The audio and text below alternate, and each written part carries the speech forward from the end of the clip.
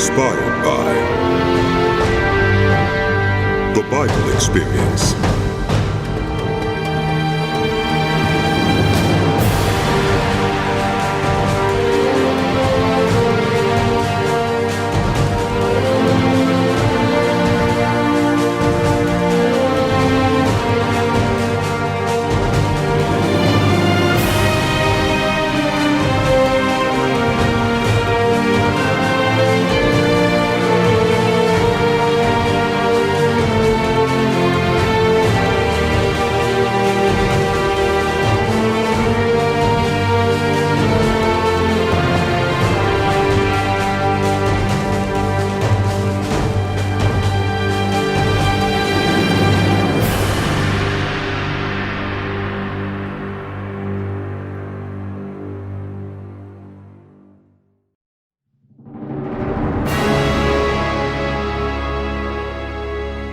The Book of Deuteronomy. These are the words Moses spoke to all Israel in the wilderness east of the Jordan, that is, in the Arabah opposite Suf, between Paran and Tophel, Laban, Hazeroth, and Dizahab. It takes 11 days to go from Horeb to Kadesh Barnea by the Mount Seir road. In the 40th year, on the first day of the 11th month, Moses proclaimed to the Israelites all that the Lord had commanded him concerning them. This was after he had defeated Sihon, king of the Amorites, who reigned in Heshbon, and at Edrei had defeated Og, king of Bashan, who reigned in Ashtaroth. East of the Jordan, in the territory of Moab, Moses began to expound this law, saying, The Lord our God said to us at Horeb, You have stayed long enough at this mountain. Break camp and advance into the hill country of the Amorites. Go to all the neighboring peoples in the Arabah, in the mountains, in the western foothills, in the Negev, and along the coast, to the land of the Canaanites, and to Lebanon, as far as the great river, the Euphrates. See, I have given you this land. Go in and take possession of the land that the Lord swore he would give to your fathers, to Abraham, Isaac, and Jacob, and to their descendants after them. At that time I said to you, You are too heavy a burden for me to carry alone. The Lord your God has increased your numbers so that today you are as many as the stars in the sky. May the Lord, the God of your ancestors, increase you 1,000 times and bless you as he has promised. But how can I bear your problems and your burdens and your disputes all by myself? Choose some wise, understanding, and respected men from each of your tribes, and I will set them over you. You answered me, What you propose to do is good. So I took the leading men of your tribes, wise and respected men, and appointed them to have authority over you, as commanders of thousands, of hundreds, of 50s, and of 10s, and as tribal officials. And I charged your judges at that time, Hear the disputes between your people and judge fairly, whether the case is between two Israelites or between an Israelite and a foreigner residing among you. Do not show partiality in judging. Hear both small and great alike. Do not be afraid of anyone, for judgment belongs to God. Bring me any case too hard for you, and I will hear it. And at that time I told you everything you were to do. Then as the Lord our God commanded us, we set out from Horeb and went toward the hill country of the Amorites, through all that vast and dreadful wilderness that you have seen. And so we reached Kadesh Barnea. Then I said to you, You have reached the hill country of the Amorites, which the Lord our God is giving us. See, the Lord your God has given you the land. Go up and take possession of it as the Lord, the God of your ancestors, told you. Do not be afraid. Do not be discouraged. Then all of you came to me and said, Let us send men ahead to spy out the land for us and bring back a report about the route we are to take and the towns we will come to." The idea seemed good to me, so I selected 12 of you, one man from each tribe. They left and went up into the hill country and came to the valley of Eshcol and explored it. Taking with them some of the fruit of the land, they brought it down to us and reported, "It is a good land that the Lord our God is giving us." But you were unwilling to go up. You rebelled against the command of the Lord your God. You grumbled in your tents and said, "The Lord hates us, so he brought us out of Egypt to deliver us into the hands of the Amorites to destroy us. Where can we go? Our brothers have made our hearts melt in fear. They say, 'The people are stronger and taller than we are.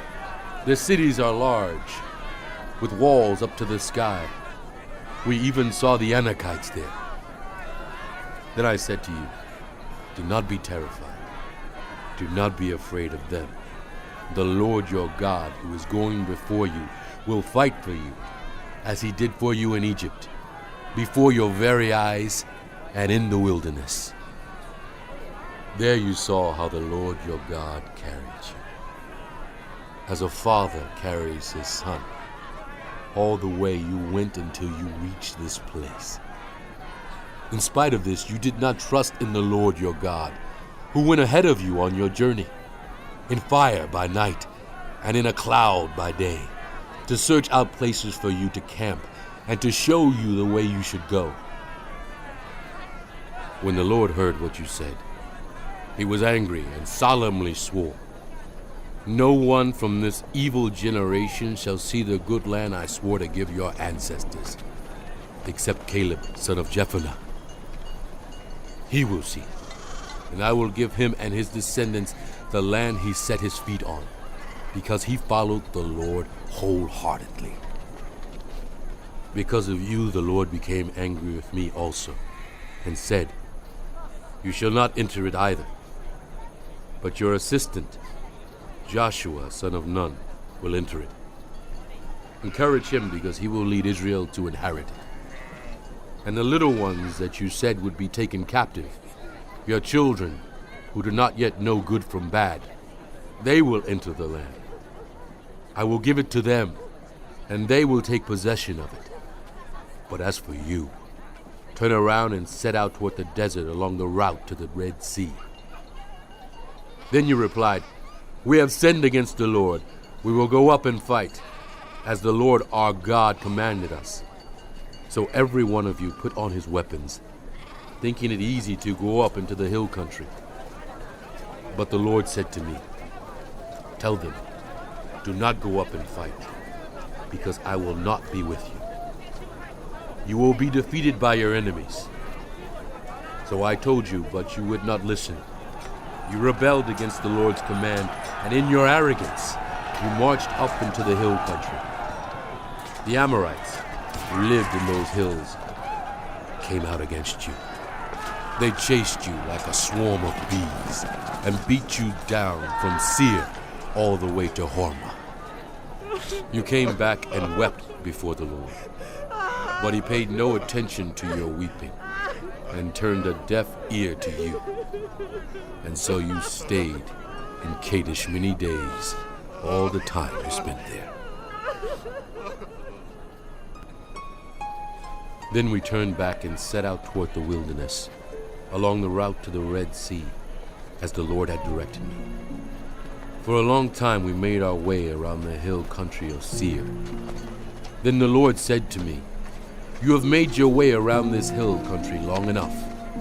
Now turn north. Give the people these orders. You are about to pass through the territory of your relatives, the descendants of Esau, who live in Seir. They will be afraid of you, but be very careful.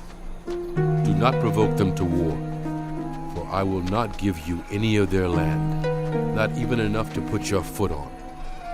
I have given Esau the hill country of Seir as his own. You are to bathe them in silver for the food you eat and the water you drink. The Lord your God has blessed you in all the work of your hands. He has watched over your journey through this vast wilderness. These 40 years the Lord your God has been with you, and you have not lacked anything.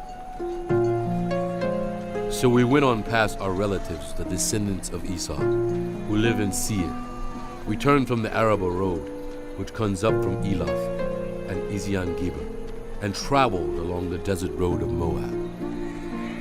Then the Lord said to me, "Do not harass the Moabites or provoke them to war, for I will not give you any part of their land. I have given Ar to the descendants of Lot as a possession." The Emites used to live there, a people strong and numerous, and as tall as the Anakites. Like the Anakites, they too were considered Rephites, but the Moabites called them Emites. Horites used to live in Seir, but the descendants of Esau drove them out. They destroyed the Horites from before them and settled in their place, just as Israel did in the land the Lord gave them as their possession. And the Lord said, "Now get up and cross the Zered Valley." So we crossed the valley. 38 years passed from the time we left Kadesh Barnea until we crossed the Zered Valley. By then, that entire generation of fighting men had perished from the camp, as the Lord had sworn to them. The Lord's hand was against them until he had completely eliminated them from the camp. Now when the last of these fighting men among the people had died, the Lord said to me, "Today you are to pass by the region of Moab at Ar. When you come to the Ammonites, do not harass them or provoke them to war, for I will not give you possession of any land belonging to the Ammonites. I have given it as a possession to the descendants of Lot." That too was considered a land of the Rephites, who used to live there, but the Ammonites called them Zamzamites. They were a people strong and numerous, and as tall as the Anakites. The Lord destroyed them from before the Ammonites, who drove them out and settled in their place. The Lord had done the same for the descendants of Esau, who lived in Seir, when he destroyed the Horites from before them. They drove them out and have lived in their place to this day. And as for the Avites, who lived in villages as far as Gaza, the Caphtorites coming out from Caphtor destroyed them and settled in their place. Set out now and cross the Arnon Gorge. See, I have given into your hand Sihon the Amorite, king of Heshbon, and his country. Begin to take possession of it and engage him in battle. This very day I will begin to put the terror and fear of you on all the nations under heaven.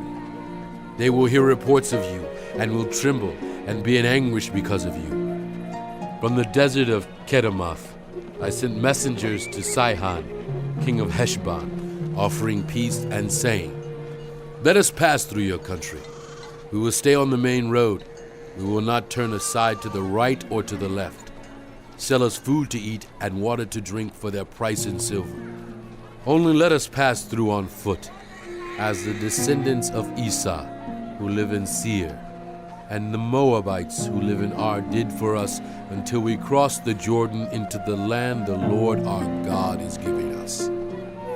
But Sihon, king of Heshbon, refused to let us pass through, for the Lord your God had made his spirit stubborn and his heart obstinate in order to give him into your hands, as he has now done. The Lord said to me, "See, I have begun to deliver Sihon and his country over to you. Now begin to conquer and possess his land." And Sihon and all his army came out to meet us in battle at Jahaz. The Lord our God delivered him over to us, and we struck him down, together with his sons and his whole army. At that time we took all his towns and completely destroyed them, men, women, and children. We left no survivors. But the livestock and the plunder from the towns we had captured we carried off for ourselves. From Aroher, on the rim of the Arnon Gorge, and from the town in the gorge, even as far as Gilead, not one town was too strong for us. The Lord our God gave us all of them, but in accordance with the command of the Lord our God, you did not encroach on any of the land of the Ammonites, neither the land along the course of the Jabbok, nor that around the towns in the hills. Next we turned and went up along the road toward Bashan. And Og, king of Bashan, and his whole army marched out to meet us in battle at Edrei. The Lord said to me, "Do not be afraid of him, for I have delivered him into your hands, along with his whole army and his land. Do to him what you did to Sihon, king of the Amorites, who reigned in Heshbon." So the Lord our God also gave into our hands Og, king of Bashan, and all his army. We struck them down, leaving no survivors. At that time, we took all his cities. There was not one of the 60 cities that we did not take from them. The whole region of Argob, Og's kingdom in Bashan. All these cities were fortified with high walls and with gates and bars, and there were also a great many unwalled villages. We completely destroyed them, as we had done with Sihon, king of Heshbon, destroying every city, men, women, and children. But all the livestock and the plunder from their cities we carried off for ourselves. So at that time we took from these two kings of the Amorites the territory east of the Jordan, from the Arnon Gorge as far as Mount Hermon. Hermon is called Syrian by the Sidonians. The Amorites call it Sinir. We took all the towns on the plateau and all Gilead and all Bashan as far as Selecah and Edrei, towns of Og's kingdom in Bashan. Og, king of Bashan, was the last of the Rephites. His bed was decorated with iron and was more than 9 cubits long and 4 cubits wide. It is still in Rabbah of the Ammonites. Of the land that we took over at that time, I gave the Reubenites and the Gadites the territory north of Aroer by the Arnon Gorge, including half the hill country of Gilead, together with its towns. The rest of Gilead, and also all of Bashan, the kingdom of Og, I gave to the half-tribe of Manasseh. The whole region of Argob in Bashan used to be known as a land of the Rephites. Jair, a descendant of Manasseh, took the whole region of Argob as far as the border of the Geshurites and the Maacathites. It was named after him, so that to this day Bashan is called Havoth Jair. And I gave Gilead to Machir. But to the Reubenites and the Gadites I gave the territory extending from Gilead down to the Arnon Gorge, the middle of the gorge being the border, and out to the Jabbok River, which is the border of the Ammonites. Its western border was the Jordan in the Arabah, from Kinnereth to the Sea of the Arabah, that is the Dead Sea, below the slopes of Pisgah. I commanded you at that time, the Lord your God has given you this land to take possession of it. But all your able-bodied men, armed for battle, must cross over ahead of the other Israelites. However, your wives, your children, and your livestock, I know you have much livestock, may stay in the towns I have given you, until the Lord gives rest to all your people, as he has to you. And they too have taken over the land that the Lord your God is giving them across the Jordan. After that, each of you may go back to the possession I have given you. At that time I commanded Joshua, "You have seen with your own eyes all that the Lord your God has done to these two kings. The Lord will do the same to all the kingdoms over there where you are going. Do not be afraid of them, the Lord your God himself will fight for you. At that time I pleaded with the Lord, Sovereign Lord, you have begun to show to your servant your greatness and your strong hand. For what God is there in heaven or on earth who can do the deeds and mighty works you do? Let me go over and see the good land beyond the Jordan, that fine hill country at Lebanon. But because of you, the Lord was angry with me and would not listen to me. That is enough, the Lord said. Do not speak to me any more about this matter. Go up to the top of Pisgah and look west and north and south and east. Look at the land with your own eyes, since you are not going to cross this Jordan. But commission Joshua and encourage and strengthen him, for he will lead this people across and will cause them to inherit the land that you will see. So we stayed in the valley near Beth Peor. Now, Israel, hear the decrees and laws I am about to teach you. Follow them so that you may live and may go in and take possession of the land that the Lord, the God of your ancestors, is giving you.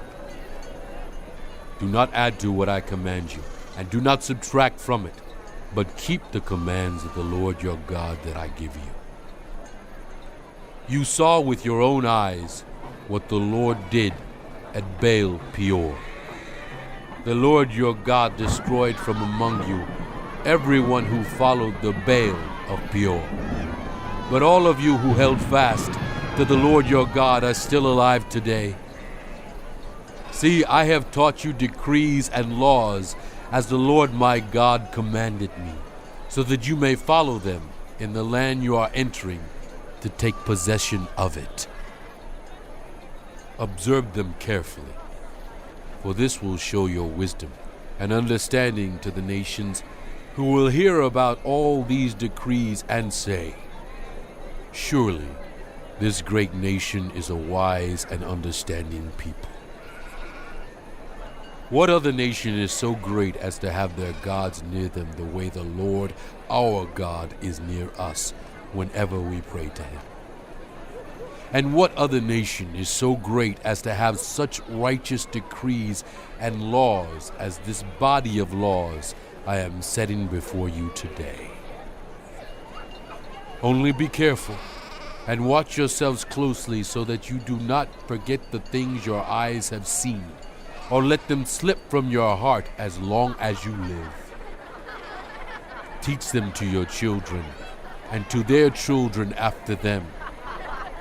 Remember the day you stood before the Lord your God at Horeb, when he said to me, Assemble the people before me to hear my words, so that they may learn to revere me as long as they live in the land, and may teach them to their children. You came near and stood at the foot of the mountain while it blazed with fire to the very heavens, with black clouds and deep darkness. Then the Lord spoke to you out of the fire. You heard the sound of words, but saw no form. There was only a voice. He declared to you his covenant, the 10 Commandments, which he commanded you to follow, and then wrote them on 2 stone tablets.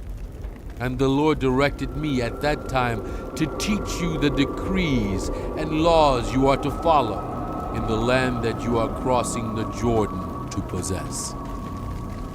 You saw no form of any kind the day the Lord spoke to you at Horeb out of the fire.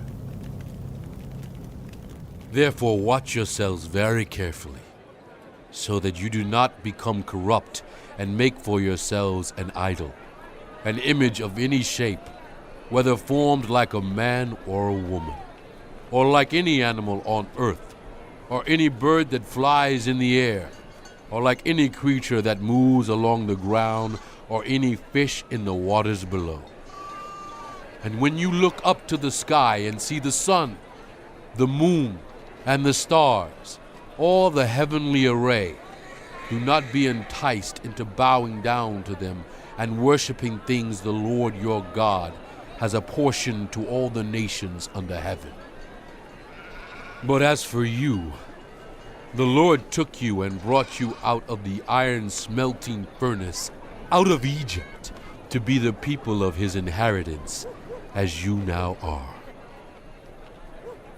The Lord was angry with me because of you, and he solemnly swore that I would not cross the Jordan and enter the good land the Lord your God is giving you as your inheritance. I will die in this land. I will not cross the Jordan, but you are about to cross over and take possession of that good land. Be careful not to forget the covenant of the Lord your God that he made with you. Do not make for yourselves an idol in the form of anything the Lord your God has forbidden. For the Lord your God is a consuming fire, a jealous God.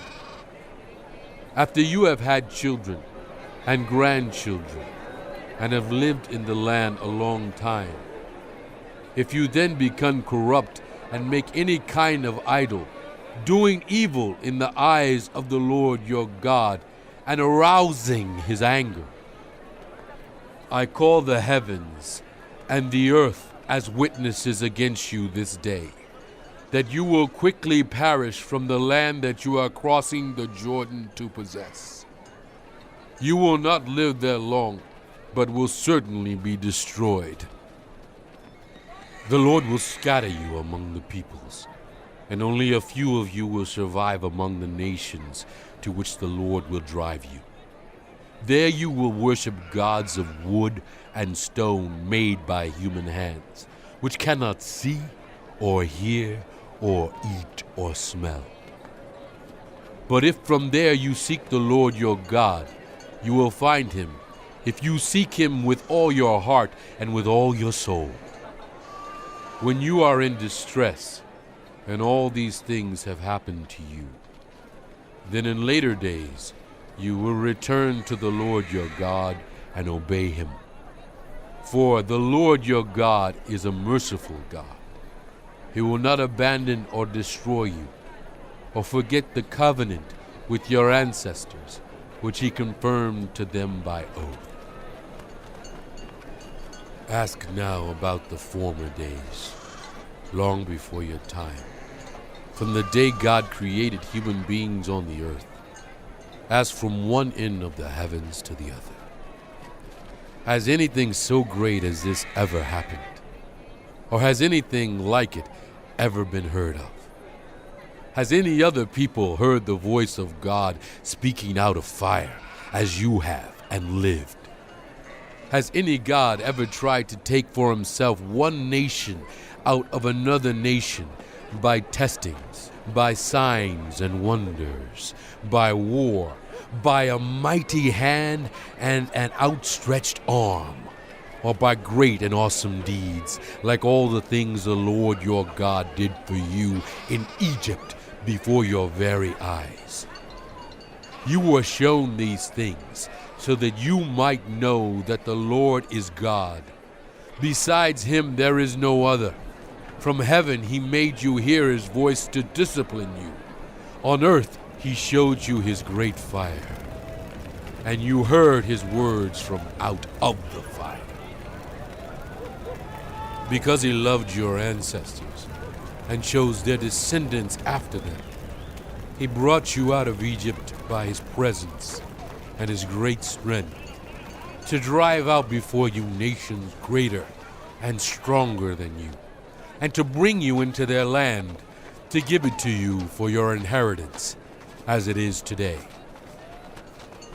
Acknowledge and take to heart this day that the Lord is God in heaven above and on the earth below. There is no other. Keep his decrees and commands, which I am giving you today, so that it may go well with you and your children after you, and that you may live long in the land the Lord your God gives you for all time. Then Moses set aside 3 cities east of the Jordan, to which anyone who had killed a person could flee, if they had unintentionally killed a neighbor without malice aforethought. They could flee into one of these cities and save their life. The cities were these: Bezer in the wilderness plateau for the Reubenites, Ramoth in Gilead for the Gadites, and Golan in Bashan for the Manassites. This is the law Moses set before the Israelites.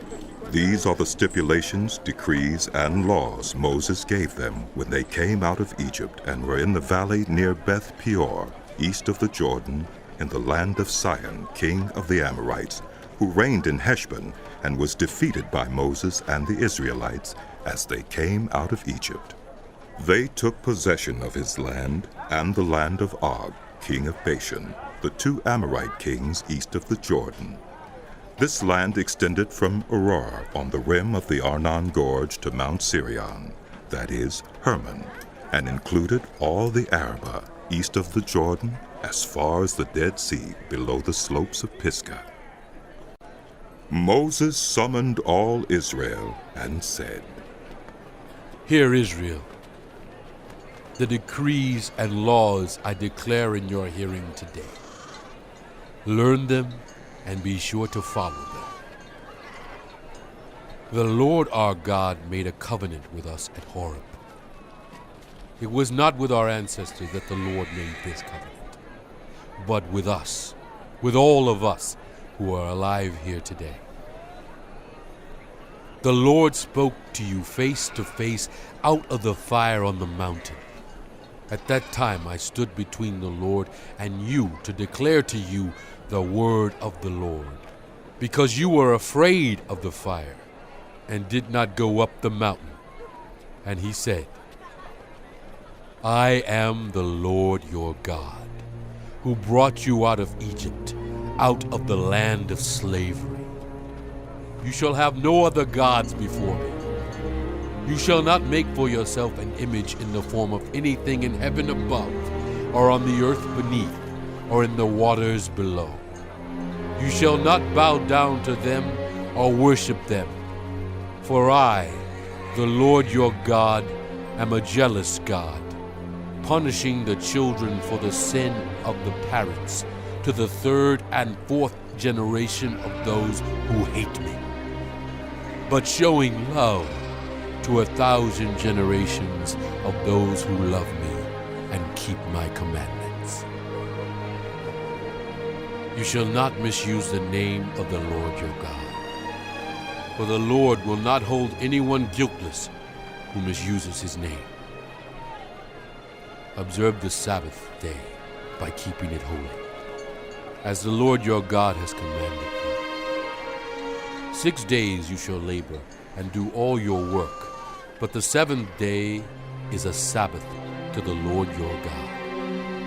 On it you shall not do any work, neither you, nor your son or daughter, nor your male or female servant, nor your ox, your donkey, or any of your animals, nor any foreigner residing in your towns, so that your male and female servants may rest as you do.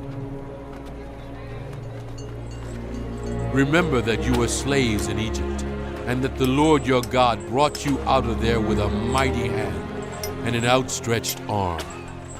Therefore the Lord your God has commanded you to observe the Sabbath day.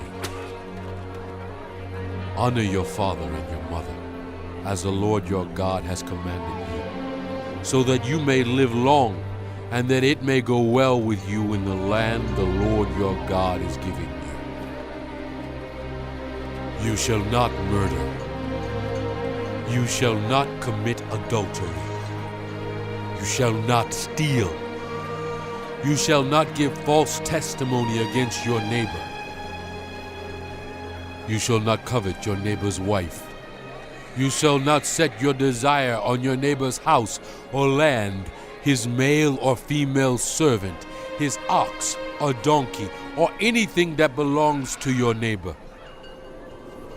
These are the commandments the Lord proclaimed in a loud voice to your whole assembly there on the mountain from out of the fire.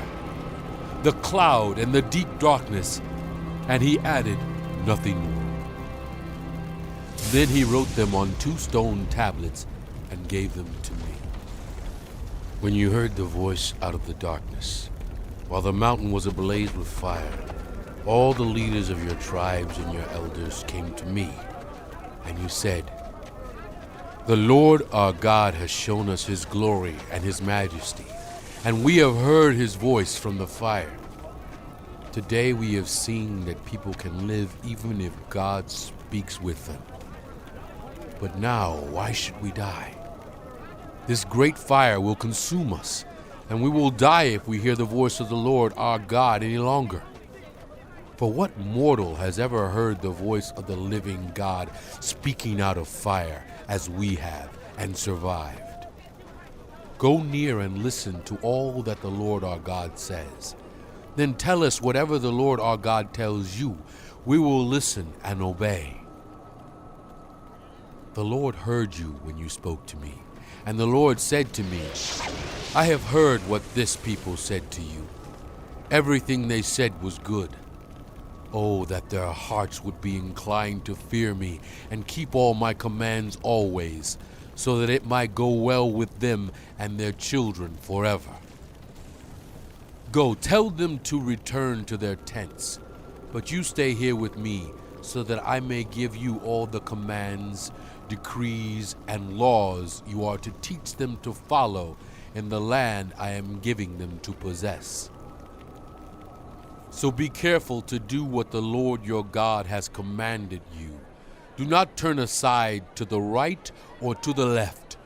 Walk in obedience to all that the Lord your God has commanded you, so that you may live and prosper and prolong your days in the land that you will possess. These are the commands, decrees, and laws the Lord your God directed me to teach you to observe in the land that you are crossing the Jordan to possess, so that you, your children, and their children after them may fear the Lord your God as long as you live, by keeping all his decrees and commands that I give you, and so that you may enjoy long life. Hear, Israel, and be careful to obey, so that it may go well with you and that you may increase greatly in a land flowing with milk and honey, just as the Lord, the God of your ancestors, promised you. Hear, O Israel, the Lord our God, the Lord is one. Love the Lord your God with all your heart and with all your soul and with all your strength. These commandments that I give you today are to be on your hearts. Impress them on your children. Talk about them when you sit at home and when you walk along the road, when you lie down and when you get up. Tie them as symbols on your hands and bind them on your foreheads. Write them on the door frames of your houses and on your gates. When the Lord your God brings you into the land he swore to your fathers, to Abraham, Isaac, and Jacob, to give you a land with large, flourishing cities you did not build, houses filled with all kinds of good things you did not provide, wells you did not dig, and vineyards and olive groves you did not plant. Then when you eat and are satisfied, be careful that you do not forget the Lord who brought you out of Egypt, out of the land of slavery. Fear the Lord your God. Serve him only, and take your oaths in his name. Do not follow other gods, the gods of the peoples around you. For the Lord your God, who is among you, is a jealous God, and his anger will burn against you, and he will destroy you from the face of the land. Do not put the Lord your God to the test, as you did at Massah. Be sure to keep the commands of the Lord your God and the stipulations and decrees he has given you. Do what is right and good in the Lord's sight, so that it may go well with you, and you may go in and take over the good land that the Lord promised on oath to your ancestors, thrusting out all your enemies before you, as the Lord said. In the future, when your children ask you, what is the meaning of the stipulations, decrees, and laws the Lord our God has commanded you, tell them, we were slaves of Pharaoh in Egypt, but the Lord brought us out of Egypt with a mighty hand.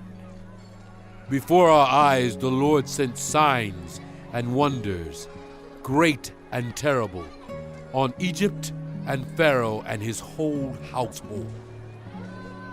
But he brought us out from there to bring us in and give us the land that he promised on oath to our ancestors.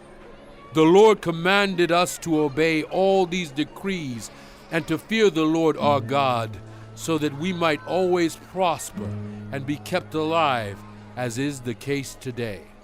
And if we are careful to obey all this law before the Lord our God, as he has commanded us, that will be our righteousness. When the Lord your God brings you into the land you are entering to possess, and drives out before you many nations, the Hittites, Girgashites, Amorites, Canaanites, Perizzites, Hivites, and Jebusites, 7 nations larger and stronger than you.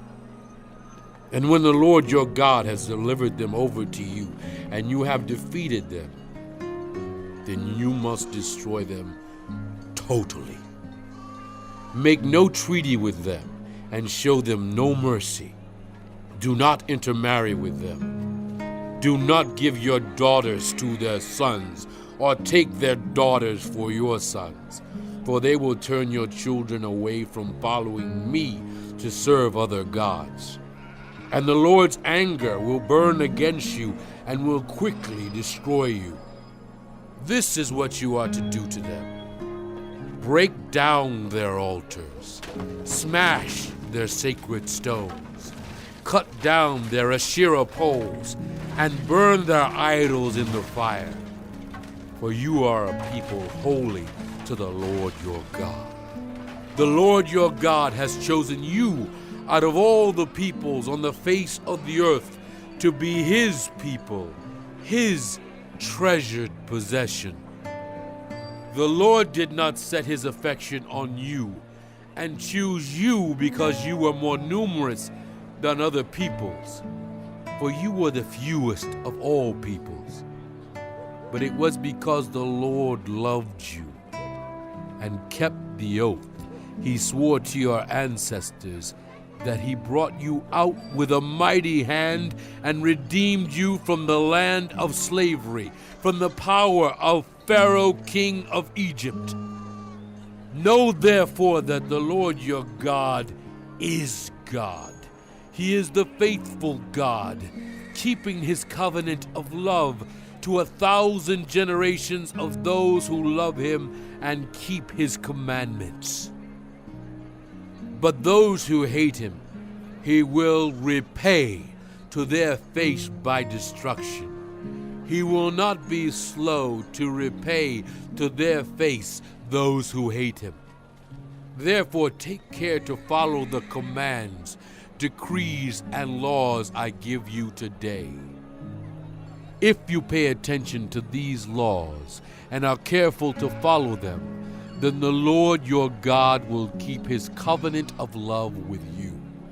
As he swore to your ancestors, he will love you and bless you and increase your numbers. He will bless the fruit of your womb, the crops of your land, your grain, new wine and olive oil, the calves of your herds, and the lambs of your flocks, in the land that he swore to your ancestors to give you. You will be blessed more than any other people. None of your men or women will be childless, nor any of your livestock without young. The Lord will keep you free from every disease. He will not inflict on you the horrible diseases you knew in Egypt, but he will inflict them on all who hate you. You must destroy all the peoples the Lord your God gives over to you. Do not look on them with pity, and do not serve their gods, for that will be a snare to you. You may say to yourselves, these nations are stronger than we are. How can we drive them out? But do not be afraid of them. Remember well what the Lord your God did to Pharaoh and to all Egypt. You saw with your own eyes the great trials, the signs and wonders, the mighty hand and outstretched arm with which the Lord your God brought you out. The Lord your God will do the same to all the peoples you now fear. Moreover, the Lord your God will send the hornet among them until even the survivors who hide from you have perished. Do not be terrified by them, for the Lord your God who is among you is a great and awesome God. The Lord your God will drive out those nations before you, little by little. You will not be allowed to eliminate them all at once, or the wild animals will multiply around you. But the Lord your God will deliver them over to you, throwing them into great confusion until they are destroyed. He will give their kings into your hand, and you will wipe out their names from under heaven. No one will be able to stand up against you. You will destroy them.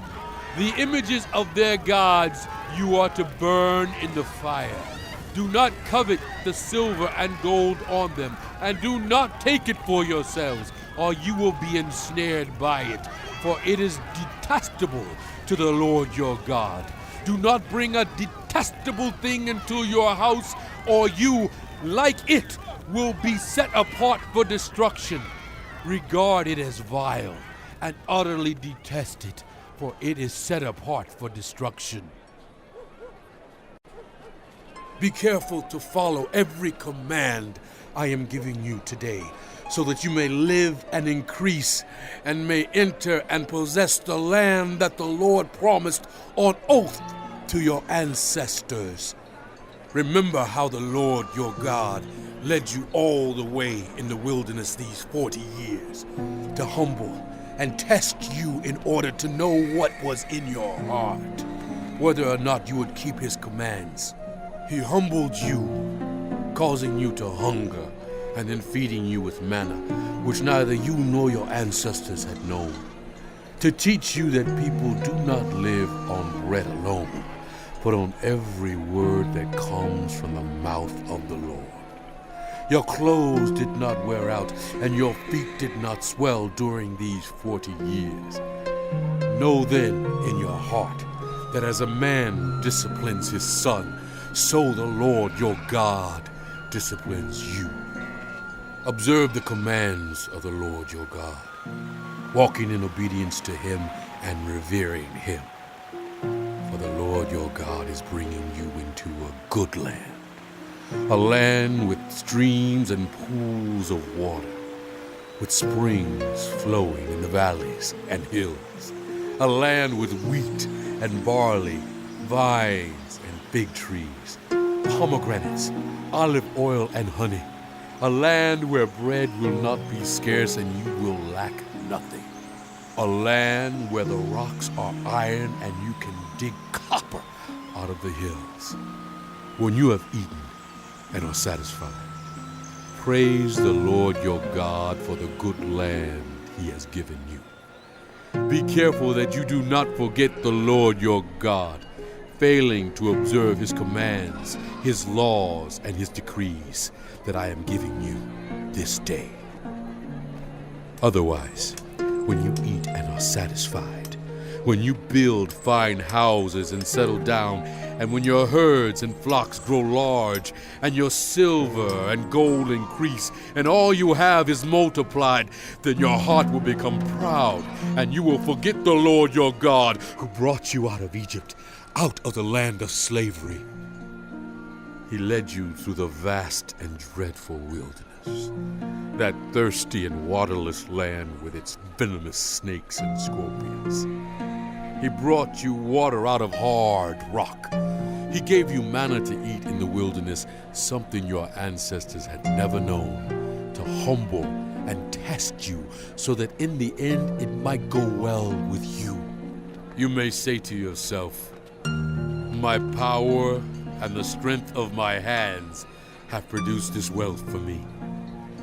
But remember the Lord your God, for it is He who gives you the ability to produce wealth, and so confirms His covenant, which He swore to your ancestors as it is today. If you ever forget the Lord your God, and follow other gods, and worship and bow down to them, I testify against you today that you will surely be destroyed. Like the nations the Lord destroyed before you, so you will be destroyed for not obeying the Lord your God. Hear, Israel, you are now about to cross the Jordan to go in and dispossess nations greater and stronger than you, with large cities that have walls up to the sky. The people are strong and tall. Anakites, you know about them, and have heard it said, who can stand up against the Anakites? But be assured today that the Lord your God is the one who goes across ahead of you. Like a devouring fire, He will destroy them. He will subdue them before you, and you will drive them out and annihilate them quickly as the Lord has promised you. After the Lord your God has driven them out before you, do not say to yourself, the Lord has brought me here to take possession of this land because of my righteousness. No, it is on account of the wickedness of these nations that the Lord is going to drive them out before you. It is not because of your righteousness or your integrity that you are going in to take possession of their land, but on account of the wickedness of these nations. The Lord your God will drive them out before you to accomplish what He swore to your fathers, to Abraham, Isaac, and Jacob. Understand then that it is not because of your righteousness that the Lord your God is giving you this good land to possess, for you are a stiff-necked people. Remember this, and never forget how you aroused the anger of the Lord your God in the wilderness. From the day you left Egypt until you arrived here, you have been rebellious against the Lord.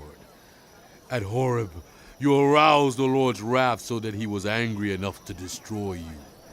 When I went up on the mountain to receive the tablets of stone, the tablets of the covenant that the Lord had made with you, I stayed on the mountain 40 days and 40 nights.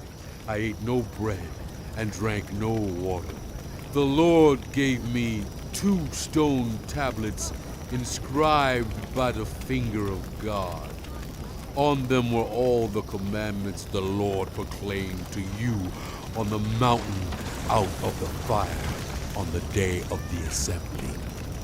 At the end of the 40 days and 40 nights, the Lord gave me the 2 stone tablets, the tablets of the covenant. Then the Lord told me, go down from here at once, because your people whom you brought out of Egypt have become corrupt. They have turned away quickly from what I commanded them and have made an idol for themselves. And the Lord said to me, I have seen this people, and they are a stiff-necked people indeed. Let me alone so that I may destroy them and blot out their name from under heaven, and I will make you into a nation stronger and more numerous than they. So I turned and went down from the mountain while it was ablaze with fire.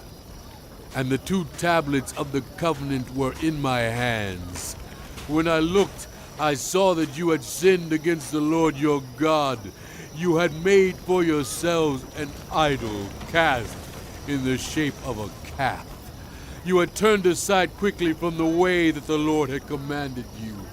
So I took the 2 tablets and threw them out of my hands, breaking them to pieces before your eyes. Then once again I fell prostrate before the Lord. For 40 days and 40 nights I ate no bread and drank no water because of all the sin you had committed, doing what was evil in the Lord's sight, and so arousing his anger. I feared the anger and wrath of the Lord, for he was angry enough with you to destroy you. But again the Lord listened to me, and the Lord was angry enough with Aaron to destroy him. But at that time I prayed for Aaron too. Also I took that sinful thing of yours, the calf you had made, and burned it in the fire. Then I crushed it and ground it to powder, as fine as dust, and threw the dust into a stream that flowed down the mountain. You also made the Lord angry at Taberah, at Massa, and at Kibroth Hattaavah. And when the Lord sent you out from Kadesh Barnea, he said, "Go up and take possession of the land I have given you." But you rebelled against the command of the Lord your God.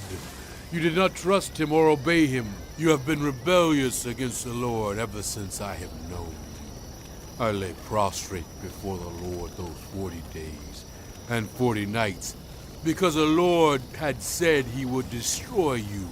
I prayed to the Lord and said, "Sovereign Lord, do not destroy your people, your own inheritance, that you redeemed by your great power and brought out of Egypt with a mighty hand. Remember your servants Abraham, Isaac, and Jacob. Overlook the stubbornness of this people, their wickedness and their sin. Otherwise the country from which you brought us will say, because the Lord was not able to take them into the land he had promised them, and because he hated them, he brought them out to put them to death in the wilderness. But they are your people, your inheritance, that you brought out by your great power and your outstretched arm." At that time the Lord said to me, "Chisel out 2 stone tablets like the first ones and come up to me on the mountain. Also make a wooden ark. I will write on the tablets the words that were on the first tablets which you broke. Then you are to put them in the ark." So I made the ark out of acacia wood and chiseled out 2 stone tablets like the first ones, and I went up on the mountain with the 2 tablets in my hands. The Lord wrote on these tablets what he had written before, the 10 commandments he had proclaimed to you on the mountain out of the fire on the day of the assembly. And the Lord gave them to me. Then I came back down the mountain and put the tablets in the ark I had made, as the Lord commanded me, and they are there now. The Israelites traveled from the wells of Bnei Jeukan to Masera. There Aaron died and was buried, and Eleazar his son succeeded him as priest. From there they traveled to Gudgoda and on to Jotbutha, a land with streams of water. At that time the Lord set apart the tribe of Levi to carry the ark of the covenant of the Lord, to stand before the Lord, to minister and to pronounce blessings in his name, as they still do today. That is why the Levites have no share or inheritance among their fellow Israelites. The Lord is their inheritance, as the Lord your God told them. Now I had stayed on the mountain 40 days and nights, as I did the first time, and the Lord listened to me at this time also. It was not his will to destroy you. "Go," the Lord said to me, "and lead the people on their way so that they may enter and possess the land that I swore to their ancestors to give them. And now, Israel, what does the Lord your God ask of you but to fear the Lord your God? To walk in obedience to Him, to love Him, to serve the Lord your God with all your heart and with all your soul, and to observe the Lord's commands and decrees that I am giving you today for your own good. To the Lord your God belong the heavens, even the highest heavens, the earth and everything in it. Yet the Lord set His affection on your ancestors and loved them. And He chose you, their descendants, above all the nations, as it is today. Circumcise your hearts, therefore, and do not be stiff-necked any longer, for the Lord your God is God of gods and Lord of lords, the great God, mighty and awesome, who shows no partiality and accepts no bribes.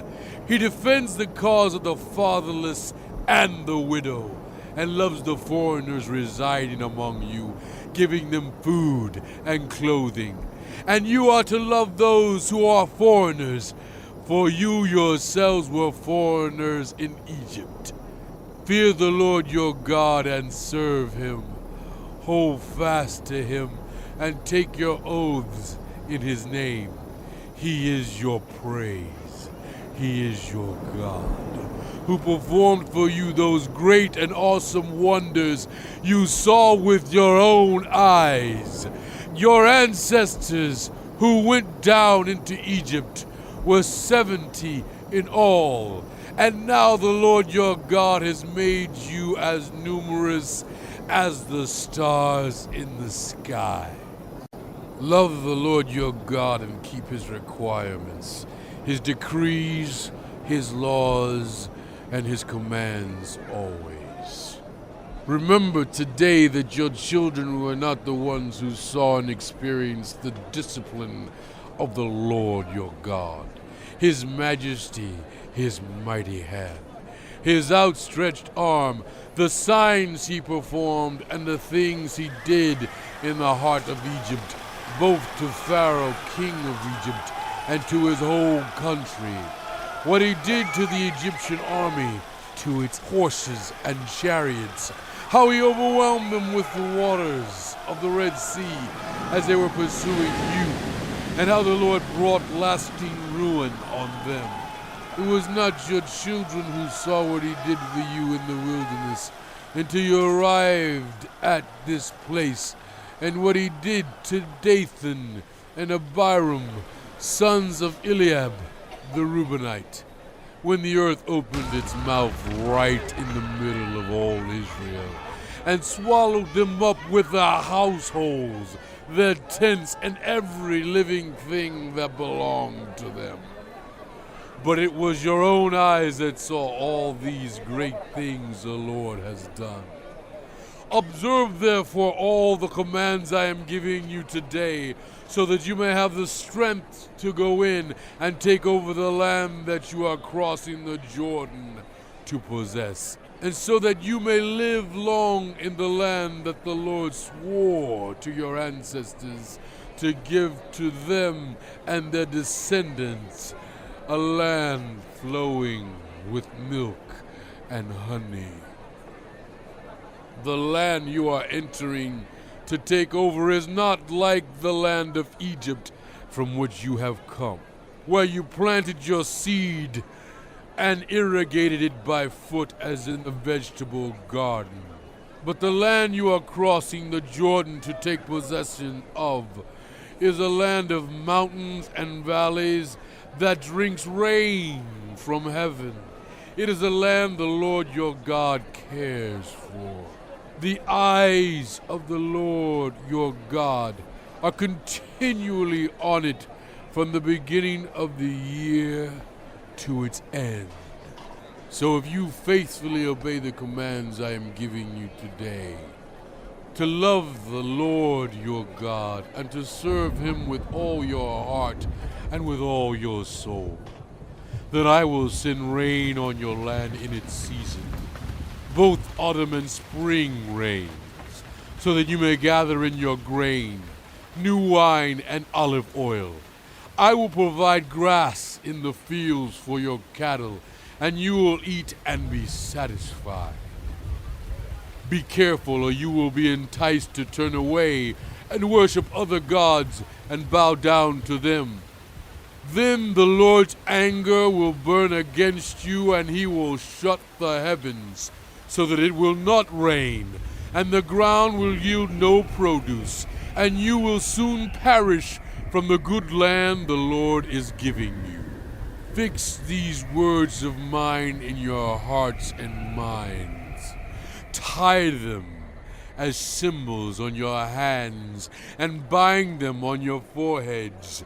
Teach them to your children, talking about them when you sit at home and when you walk along the road, when you lie down and when you get up. Write them on the door frames of your houses and on your gates, so that your days and the days of your children may be many in the land that the Lord swore to give your ancestors, as many as the days that the heavens are above the earth. If you carefully observe all these commands I am giving you to follow, to love the Lord your God, to walk in obedience to him, and to hold fast to him, then the Lord will drive out all these nations before you, and you will dispossess nations larger and stronger than you. Every place where you set your foot will be yours. Your territory will extend from the desert to Lebanon, and from the Euphrates River to the Mediterranean Sea. No one will be able to stand against you. The Lord your God, as he promised you, will put the terror and fear of you on the whole land, wherever you go. See, I am setting before you today a blessing and a curse. The blessing if you obey the commands of the Lord your God that I am giving you today. The curse if you disobey the commands of the Lord your God and turn from the way that I command you today by following other gods which you have not known. When the Lord your God has brought you into the land you are entering to possess, you are to proclaim on Mount Gerizim the blessings, and on Mount Ebal the curses.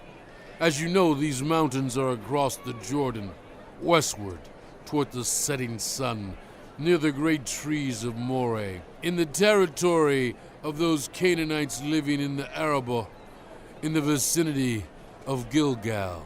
You are about to cross the Jordan, to enter and take possession of the land the Lord your God is giving you. When you have taken it over and are living there, be sure that you obey all the decrees and laws I am setting before you today.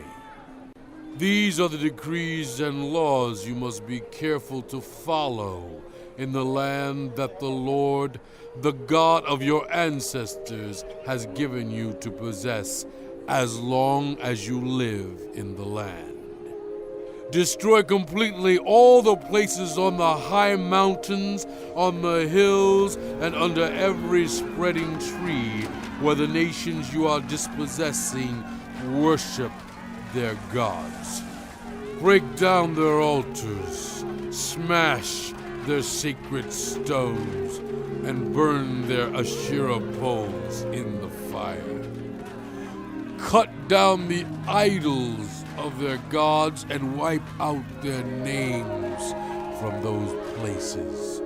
You must not worship the Lord your God in their way, but you are to seek the place the Lord your God will choose from among all your tribes to put his name there for his dwelling.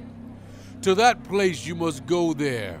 Bring your burnt offerings and sacrifices, your tithes and special gifts, what you have vowed to give, and your free will offerings, and the firstborn of your herds and flocks. There in the presence of the Lord your God, you and your family shall eat and shall rejoice in everything you have put your hand to, because the Lord your God has blessed you. You are not to do as we do here today, everyone doing as they see fit, since you have not yet reached the resting place and the inheritance the Lord your God is giving you. But you will cross the Jordan and settle in the land the Lord your God is giving you as an inheritance, and he will give you rest from all your enemies around you, so that you will live in safety. Then to the place the Lord your God will choose as a dwelling for his name. There you are to bring everything I command you, your burnt offerings and sacrifices, your tithes and special gifts, and all the choice possessions you have vowed to the Lord. And there rejoice before the Lord your God, you, your sons and daughters, your male and female servants, and the Levites from your towns who have no allotment or inheritance of their own. Be careful not to sacrifice your burnt offerings anywhere you please. Offer them only at the place the Lord will choose in one of your tribes, and there observe everything I command you. Nevertheless, you may slaughter your animals in any of your towns, and eat as much of the meat as you want, as if it were gazelle or deer, according to the blessing the Lord your God gives you. Both the ceremonially unclean and the clean may eat it, but you must not eat the blood. Pour it out on the ground like water. You must not eat in your own towns the tithe of your grain, and new wine and olive oil, or the firstborn of your herds and flocks, or whatever you have vowed to give, or your free will offerings, or special gifts. Instead, you are to eat them in the presence of the Lord your God, at the place the Lord your God will choose. You, your sons and daughters, your male and female servants, and the Levites from your towns, and you are to rejoice before the Lord your God in everything you put your hand to. Be careful not to neglect the Levites as long as you live in your land. When the Lord your God has enlarged your territory as he promised you, and you crave meat and say, I would like some meat, then you may eat as much of it as you want. If the place where the Lord your God chooses to put his name is too far away from you, you may slaughter animals from the herds and flocks the Lord has given you, as I have commanded you. And in your own towns you may eat as much of them as you want. Eat them as you would gazelle or deer. Both the ceremonially unclean and the clean may eat. But be sure you do not eat the blood, because the blood is the life, and you must not eat the life with the meat. You must not eat the blood. Pour it out on the ground like water.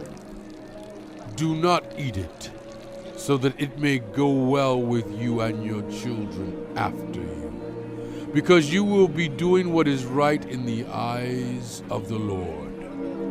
But take your consecrated things and whatever you have vowed to give, and go to the place the Lord will choose. Present your burnt offerings on the altar of the Lord your God, both the meat and the blood. The blood of your sacrifices must be poured beside the altar of the Lord your God, but you may eat the meat. Be careful to obey all these regulations I am giving you, so that it may always go well with you and your children after you, because you will be doing what is good and right in the eyes of the Lord your God. The Lord your God will cut off before you the nations you are about to invade and dispossess. But when you have driven them out and settled in their land, and after they have been destroyed before you, be careful not to be ensnared by inquiring about their gods, saying, "How do these nations serve their gods? We will do the same." You must not worship the Lord your God in their way, because in worshiping their gods, they do all kinds of detestable things the Lord hates. They even burn their sons and daughters in the fire as sacrifices to their gods. See that you do all I command you. Do not add to it or take away from it. If a prophet or one who foretells by dreams appears among you and announces to you a sign or wonder, and if the sign or wonder spoken of takes place, and the prophet says, "Let us follow other gods, gods you have not known, and let us worship them," you must not listen to the words of that prophet or dreamer. The Lord your God is testing you to find out whether you love him with all your heart and with all your soul. It is the Lord your God you must follow, and him you must revere. Keep his commands and obey him. Serve him and hold fast to him. That prophet or dreamer must be put to death for inciting rebellion against the Lord your God, who brought you out of Egypt and redeemed you from the land of slavery. That prophet or dreamer tried to turn you from the way the Lord your God commanded you to follow. You must purge the evil from among you. If your very own brother, or your son or daughter, or the wife you love, or your closest friend secretly entices you, saying, "Let us go and worship other gods," gods that neither you nor your ancestors have known, gods of the peoples around you, whether near or far, from one end of the land to the other. Do not yield to them or listen to them. Show them no pity. Do not spare them or shield them. You must certainly put them to death. Your hand must be the first in putting them to death, and then the hands of all the people.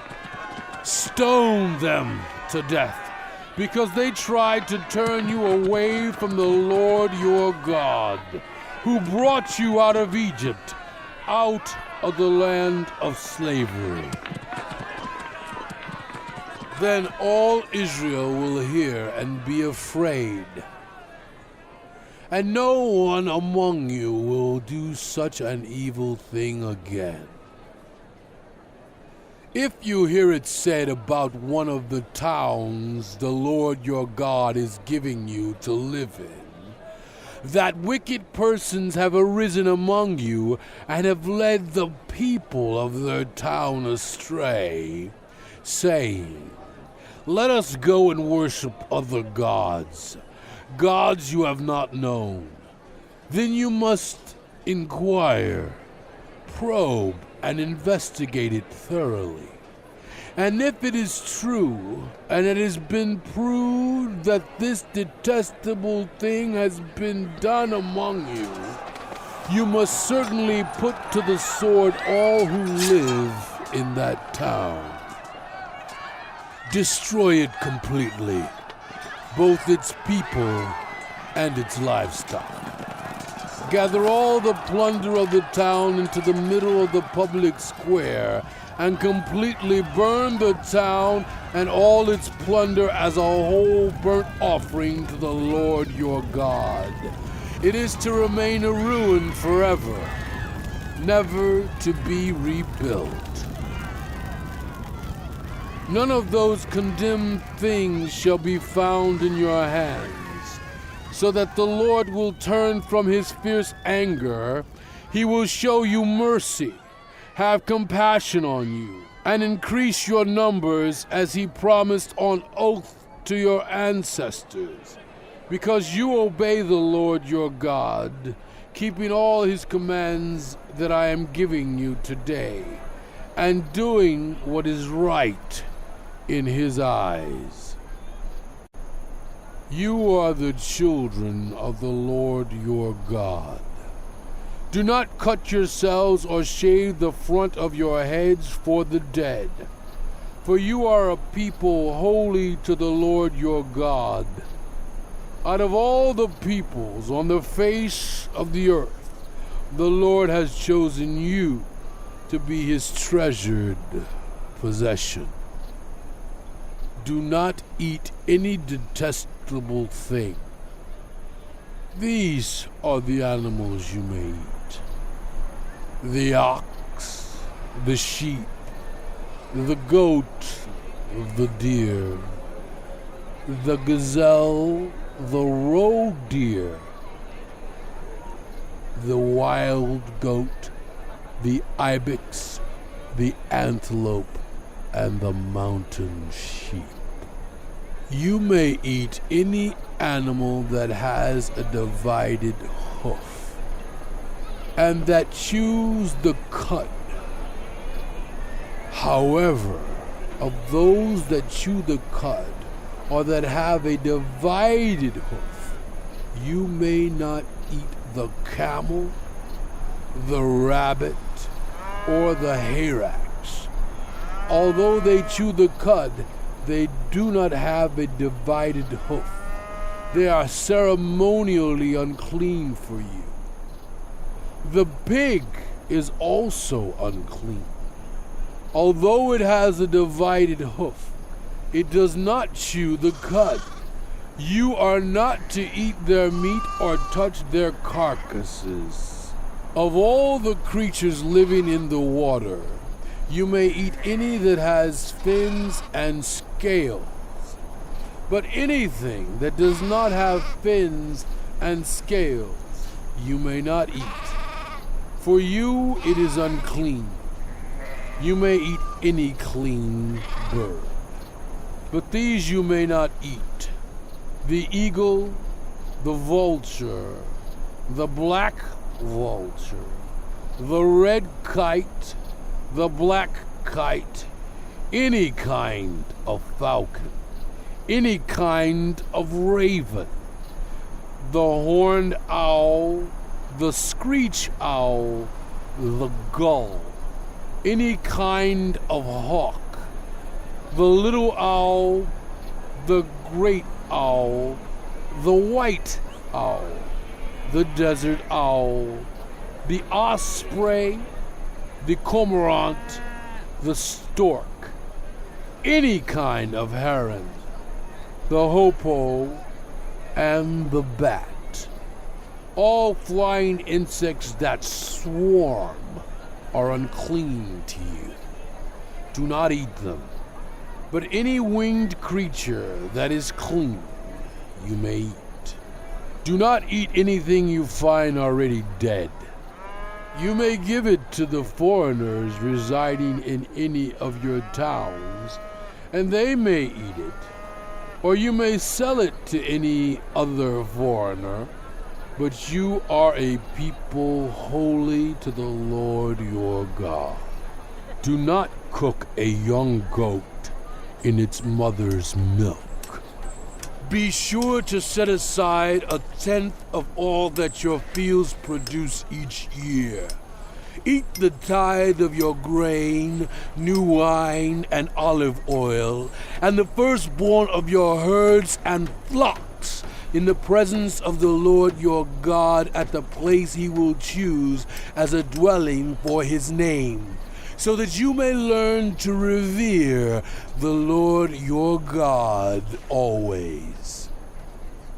But if that place is too distant, and you have been blessed by the Lord your God, and cannot carry your tithe, because the place where the Lord will choose to put his name is so far away, then exchange your tithe for silver, and take the silver with you, and go to the place the Lord your God will choose. Use the silver to buy whatever you like: cattle, sheep, wine, or other fermented drink, or anything you wish. Then you and your household shall eat there in the presence of the Lord your God and rejoice. And do not neglect the Levites living in your towns, for they have no allotment or inheritance of their own. At the end of every 3 years, bring all the tithes of that year's produce and store it in your towns, so that the Levites, who have no allotment or inheritance of their own, and the foreigners, the fatherless, and the widows who live in your towns may come and eat and be satisfied, and so that the Lord your God may bless you in all the work of your hands. At the end of every 7 years, you must cancel debts. This is how it is to be done. Every creditor shall cancel any loan they have made to another Israelite. They shall not require payment from anyone among their own people, because the Lord's time for canceling debts has been proclaimed. You may require payment from a foreigner, but you must cancel any debt one of your people owes you. However, there need be no poor people among you, for in the land the Lord your God is giving you to possess as your inheritance, he will richly bless you, if only you fully obey the Lord your God and are careful to follow all these commands I am giving you today. For the Lord your God will bless you as he has promised, and you will lend to many nations, but will borrow from none. You will rule over many nations, but none will rule over you. If anyone is poor among your people in any of the towns of the land that the Lord your God is giving you, do not be hard-hearted or tight-fisted toward them. Rather, be open-handed and freely lend them whatever they need. Be careful not to harbor this wicked thought. The 7th year, the year for canceling debts, is near, so that you do not show ill will toward the needy among your people and give them nothing. They may then appeal to the Lord against you, and you will be found guilty of sin. Give generously to them and do so without a grudging heart. Then, because of this, the Lord your God will bless you in all your work and in everything you put your hand to. There will always be poor people in the land. Therefore, I command you to be open-handed toward those of your people who are poor and needy in your land. If any of your people, men or women, sell themselves to you and serve you 6 years, in the 7th year you must let them go free. And when you release them, do not send them away empty-handed. Supply them liberally from your flock, your threshing floor, and your winepress. Give to them as the Lord your God has blessed you. Remember that you were slaves in Egypt, and the Lord your God redeemed you. That is why I give you this command today. But if your servant says to you, I do not want to leave you because he loves you and your family and is well off with you, then take an awl and push it through his earlobe into the door, and he will become your servant for life. Do the same for your female servant. Do not consider it a hardship to set your servants free, because their service to you these 6 years has been worth twice as much as that of a hired hand, and the Lord your God will bless you in everything you do. Set apart for the Lord your God every firstborn male of your herds and flocks. Do not put the firstborn of your cows to work, and do not shear the firstborn of your sheep. Each year you and your family are to eat them in the presence of the Lord your God at the place he will choose. If an animal has a defect, is lame or blind, or has any serious flaw, you must not sacrifice it to the Lord your God. You are to eat it in your own towns. Both the ceremonially unclean and the clean may eat it, as if it were gazelle or deer. But you must not eat the blood. Pour it out on the ground like water. Observe the month of Aviv and celebrate the Passover of the Lord your God, because in the month of Aviv he brought you out of Egypt by night. Sacrifice as the Passover to the Lord your God an animal from your flock or herd at the place the Lord will choose as a dwelling for his name. Do not eat it with bread made with yeast, but for 7 days eat unleavened bread, the bread of affliction, because you left Egypt in haste, so that all the days of your life you may remember the time of your departure from Egypt. Let no yeast be found in your possession in all your land for 7 days. Do not let any of the meat you sacrifice on the evening of the first day remain until morning. You must not sacrifice the Passover in any town the Lord your God gives you, except in the place he will choose as a dwelling for his name.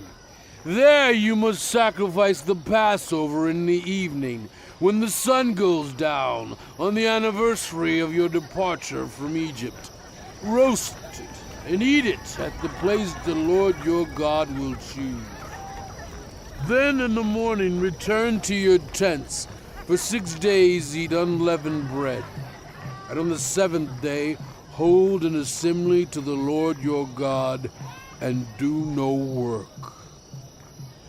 Count off 7 weeks from the time you begin to put the sickle to the standing grain. Then celebrate the festival of weeks to the Lord your God by giving a free will offering in proportion to the blessings the Lord your God has given you.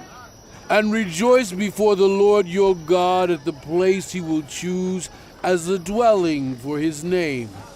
You, your sons and daughters, your male and female servants, the Levites in your towns, and the foreigners, the fatherless, and the widows living among you.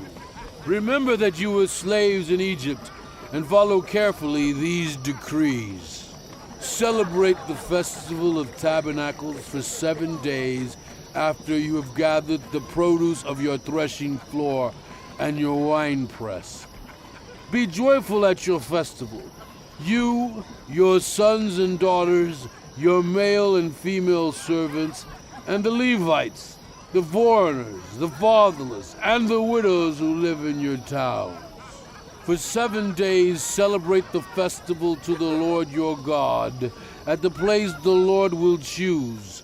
For the Lord your God will bless you in all your harvest and in all the work of your hands, and your joy will be complete. 3 times a year all your men must appear before the Lord your God at the place he will choose. At the festival of unleavened bread, the festival of weeks, and the festival of tabernacles, no one should appear before the Lord empty-handed. Each of you must bring a gift in proportion to the way the Lord your God has blessed you. Appoint judges and officials for each of your tribes in every town the Lord your God is giving you, and they shall judge the people fairly. Do not pervert justice or show partiality. Do not accept a bribe, for a bribe blinds the eyes of the wise and twists the words of the righteous. Follow justice, and justice alone, so that you may live and possess the land the Lord your God is giving you. Do not set up any wooden Asherah pole beside the altar you build to the Lord your God. And do not erect a sacred stone, for these the Lord your God hates. Do not sacrifice to the Lord your God an ox or a sheep that has any defect or flaw in it, for that would be detestable to him.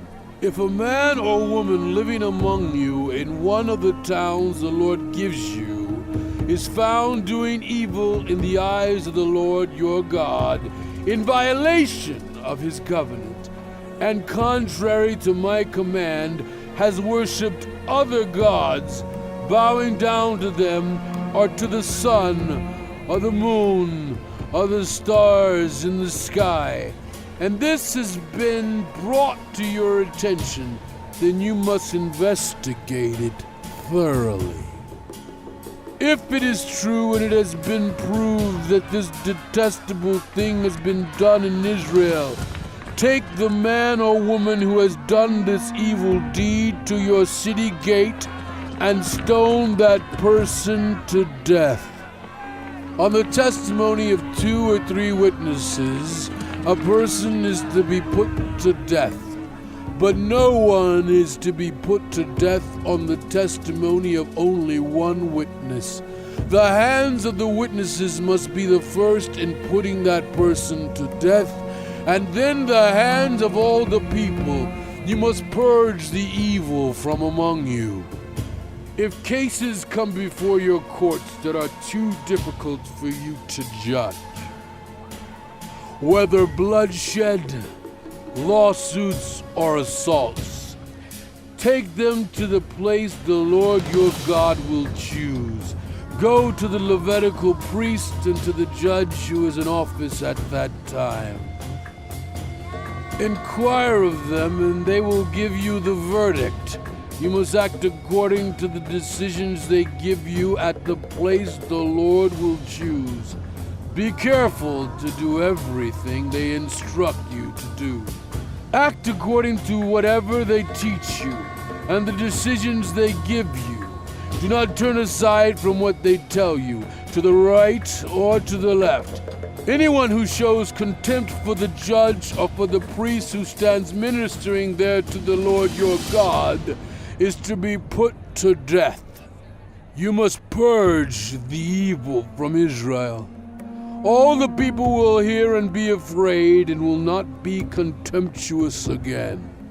When you enter the land the Lord your God is giving you, and have taken possession of it and settled in it, and you say, "Let us set a king over us like all the nations around us," be sure to appoint over you the king the Lord your God chooses. He must be from among your own people. Do not place a foreigner over you, one who is not an Israelite.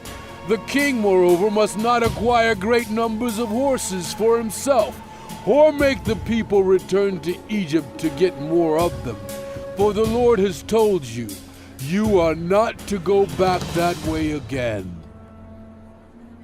He must not take many wives, or his heart will be led astray. He must not accumulate large amounts of silver and gold.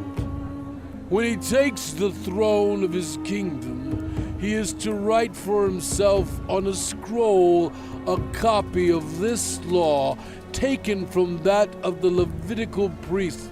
It is to be with him, and he is to read it all the days of his life, so that he may learn to revere the Lord his God, and follow carefully all the words of this law and these decrees, and not consider himself better than his fellow Israelites, and turn from the law to the right or to the left.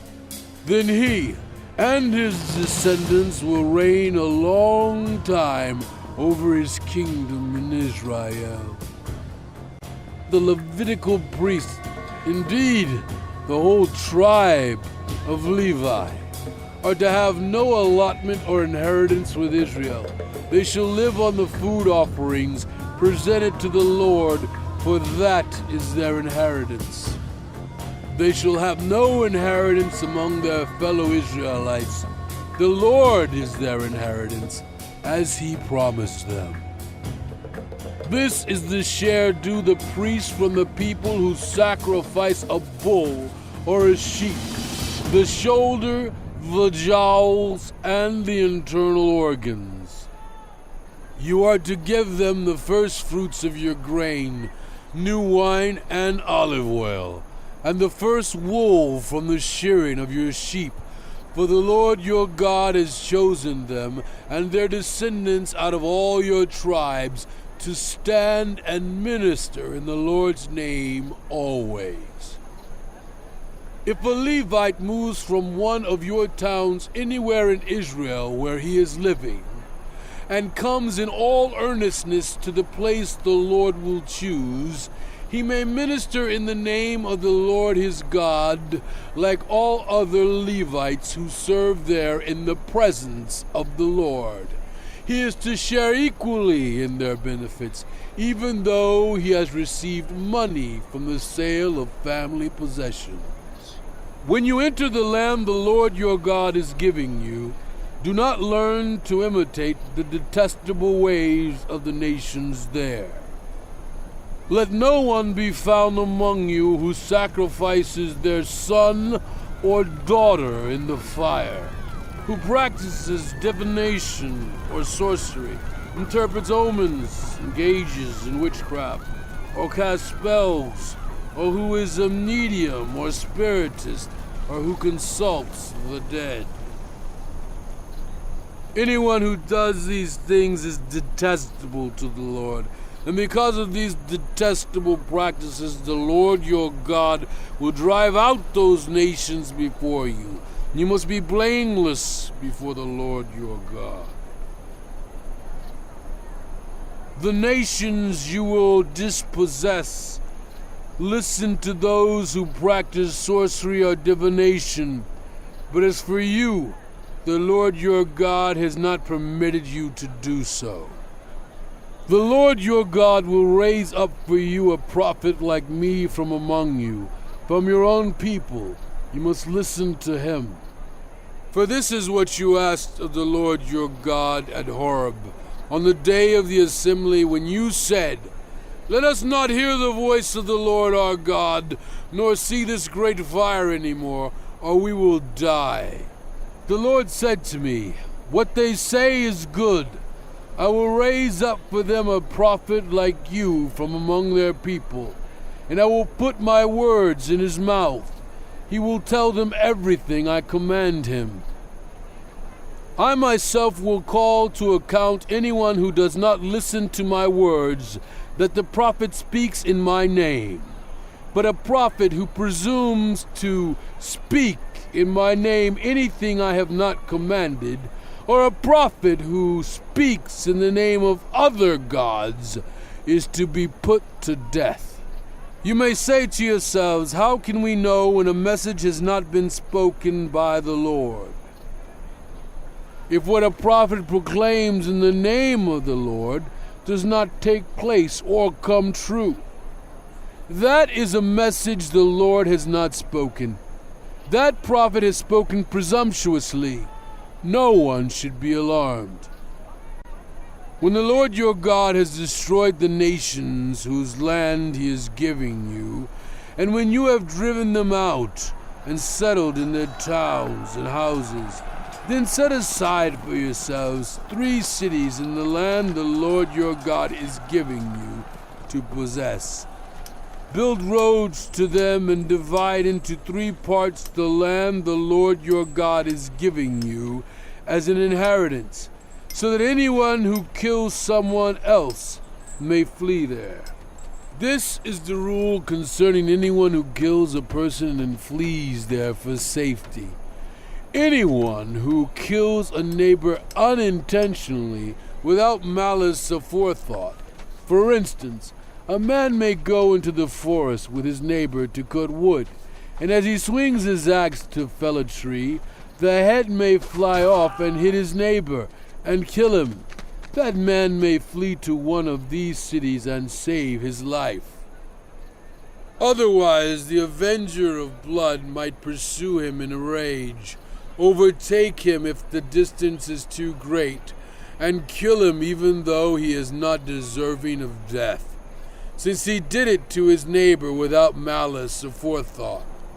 This is why I command you to set aside for yourselves 3 cities.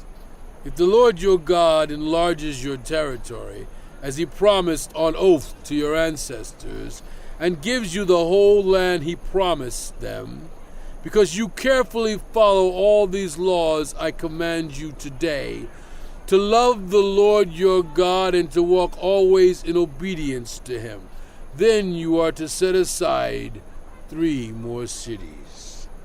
Do this so that innocent blood will not be shed in your land, which the Lord your God is giving you as your inheritance, and so that you will not be guilty of bloodshed. But if out of hate someone lies in wait, assaults and kills a neighbor, and then flees to one of these cities, the killer shall be sent for by the town elders, be brought back from the city, and be handed over to the avenger of blood to die. Show no pity. You must purge from Israel the guilt of shedding innocent blood, so that it may go well with you. Do not move your neighbor's boundary stone, set up by your predecessors in the inheritance you receive in the land the Lord your God is giving you to possess. 1 witness is not enough to convict anyone accused of any crime or offense they may have committed. A matter must be established by the testimony of 2 or 3 witnesses. If a malicious witness takes the stand to accuse someone of a crime, the 2 involved in the dispute must stand in the presence of the Lord before the priests and the judges who are in office at the time. The judges must make a thorough investigation, and if the witness proves to be a liar, giving false testimony, then do to the false witness as that witness intended to do to the other party. You must purge the evil from among you. The rest of the people will hear of this and be afraid, and never again will such an evil thing be done among you. Show no pity. Life for life, eye for eye, tooth for tooth, hand for hand, foot for foot. When you go to war against your enemies and see horses and chariots and an army greater than yours, do not be afraid of them, because the Lord your God, who brought you up out of Egypt, will be with you. When you are about to go into battle, the priest shall come forward and address the army. He shall say, "Hear, Israel, today you are going into battle against your enemies. Do not be faint-hearted or afraid. Do not be terrified or give way to panic before them. For the Lord your God is the one who goes with you to fight for you against your enemies, to give you victory." The officers shall say to the army, "Has anyone built a new house and not yet begun to live in it? Let him go home, or he may die in battle, and someone else may begin to live in it. Has anyone planted a vineyard and not begun to enjoy it? Let him go home, or he may die in battle and someone else enjoy it. Has anyone become pledged to a woman and not married her? Let him go home, or he may die in battle and someone else marry her." Then the officers shall add, "Is anyone afraid or faint-hearted? Let him go home, so that the others will not become disheartened too." When the officers have finished speaking to the army, they shall appoint commanders over it. When you march up to attack a city, make its people an offer of peace. If they accept and open their gates, all the people in it shall be subject to forced labor and shall work for you. If they refuse to make peace and they engage you in battle, lay siege to that city. When the Lord your God delivers it into your hand, put to the sword all the men in it. As for the women, the children, the livestock, and everything else in the city, you may take these as plunder for yourselves, and you may use the plunder the Lord your God gives you from your enemies. This is how you are to treat all the cities that are at a distance from you, and do not belong to the nations nearby.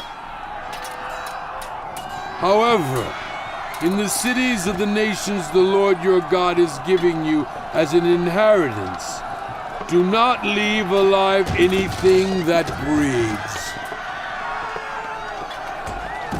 Completely destroy them: the Hittites, Amorites, Canaanites, Perizzites, Hivites, and Jebusites, as the Lord your God has commanded you. Otherwise, they will teach you to follow all the detestable things they do in worshiping their gods, and you will sin against the Lord your God. When you lay siege to a city for a long time, fighting against it to capture it, do not destroy its trees by putting an axe to them, because you can eat their fruit. Do not cut them down. Are the trees people, that you should besiege them? However, you may cut down trees that you know are not fruit trees, and use them to build siege works until the city at war with you falls. If someone is found slain, lying in a field in the land the Lord your God is giving you to possess, and it is not known who the killer was, your elders and judges shall go out and measure the distance from the body to the neighboring towns. Then the elders of the town nearest the body shall take a heifer that has never been worked and has never worn a yoke, and lead it down to a valley that has not been plowed or planted, and where there is a flowing stream. There in the valley they are to break the heifer's neck. The priest, the sons of Levi, shall step forward, for the Lord your God has chosen them to minister and to pronounce blessings in the name of the Lord, and to decide all cases of dispute and assault. Then All the elders of the town nearest the body shall wash their hands over the heifer whose neck was broken in the valley, and they shall declare, our hands did not shed this blood, nor did our eyes see it done. Accept this atonement for your people, Israel, whom you have redeemed, Lord, and do not hold your people guilty of the blood of an innocent person, and the bloodshed will be atoned for. So you will purge from yourselves the guilt of shedding innocent blood, since you have done what is right in the eyes of the Lord. When you go to war against your enemies, and the Lord your God delivers them into your hands, and you take captives, if you notice among the captives a beautiful woman and are attracted to her, you may take her as your wife. Bring her into your home and have her shave her head, trim her nails, and put aside the clothes she was wearing when captured. After she has lived in your house and mourned her father and mother for a full month, then you may go to her and be her husband, and she shall be your wife. If you are not pleased with her, let her go wherever she wishes. You must not sell her or treat her as a slave, since you have dishonored her. If someone has 2 wives, and he loves one but not the other, and both bear him sons, but the firstborn is the son of the wife he does not love, when he wills his property to his sons, he must not give the rights of the firstborn to the son of the wife he loves in preference to his actual firstborn, the son of the wife he does not love. He must acknowledge the son of his unloved wife as the firstborn by giving him a double share of all he has. That son is the first sign of his father's strength. The right of the firstborn belongs to him. If someone has a stubborn and rebellious son who does not obey his father and mother, and will not listen to them when they discipline him, his father and mother shall take hold of him and bring him to the elders at the gate of his town. They shall say to the elders, this son of ours is stubborn and rebellious. He will not obey us. He is a profligate and a drunkard. Then all the men of his town are to stone him to death. You must purge the evil from among you. All Israel will hear of it and be afraid. If anyone guilty of a capital offense is put to death and their body is exposed on a pole, you must not leave the body hanging on the pole overnight. Be sure to bury it that same day, because anyone who is hung on a pole is under God's curse. You must not desecrate the land the Lord your God is giving you as an inheritance. If you see someone else's ox or sheep straying, do not ignore it, but be sure to take it back to its owner. If the owner does not live near you, or if you do not know who owns it, take it home with you and keep it until the owner comes looking for it. Then give it back. Do the same if you find someone's donkey or cloak or anything else they have lost. Do not ignore it. If you see someone's donkey or ox fallen on the road, do not ignore it. Help the owner get it to its feet. A woman must not wear men's clothing, nor a man wear women's clothing. For the Lord your God detests anyone who does this. If you come across a bird's nest beside the road, either in a tree or on the ground, and the mother is sitting on the young or on the eggs, do not take the mother with the young. You may take the young, but be sure to let the mother go, so that it may go well with you, and you may have a long life. When you build a new house, make a parapet around your roof, so that you may not bring the guilt of bloodshed on your house if someone falls from the roof.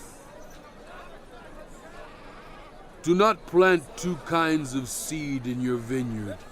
If you do, not only the crops you plant, but also the fruit of the vineyard will be defiled. Do not plow with an ox and a donkey yoked together. Do not wear clothes of wool and linen woven together. Make tassels on the four corners of the cloak you wear.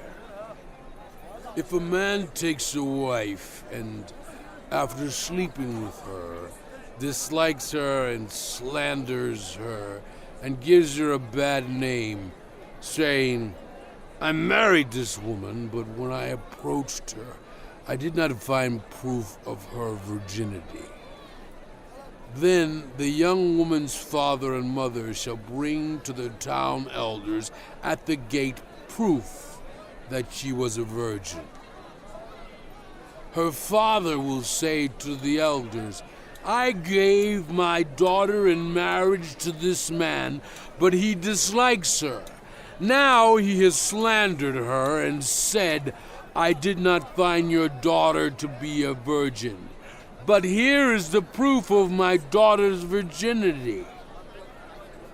Then her parents shall display the cloth before the elders of the town, and the elders shall take the man and punish him. They shall fine him 100 shekels of silver and give them to the young woman's father, because this man has given an Israelite virgin a bad name. She shall continue to be his wife. He must not divorce her as long as he lives.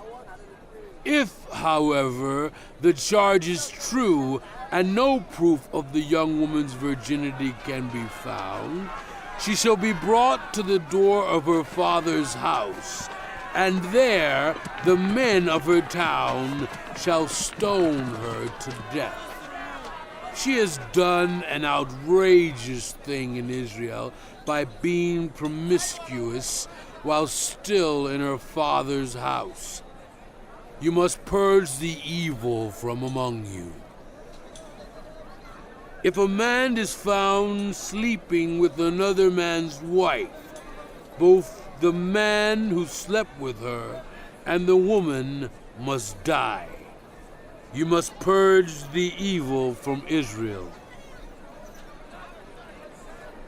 If a man happens to meet in a town a virgin pledged to be married, and he sleeps with her, you shall take both of them to the gate of that town and stone them to death.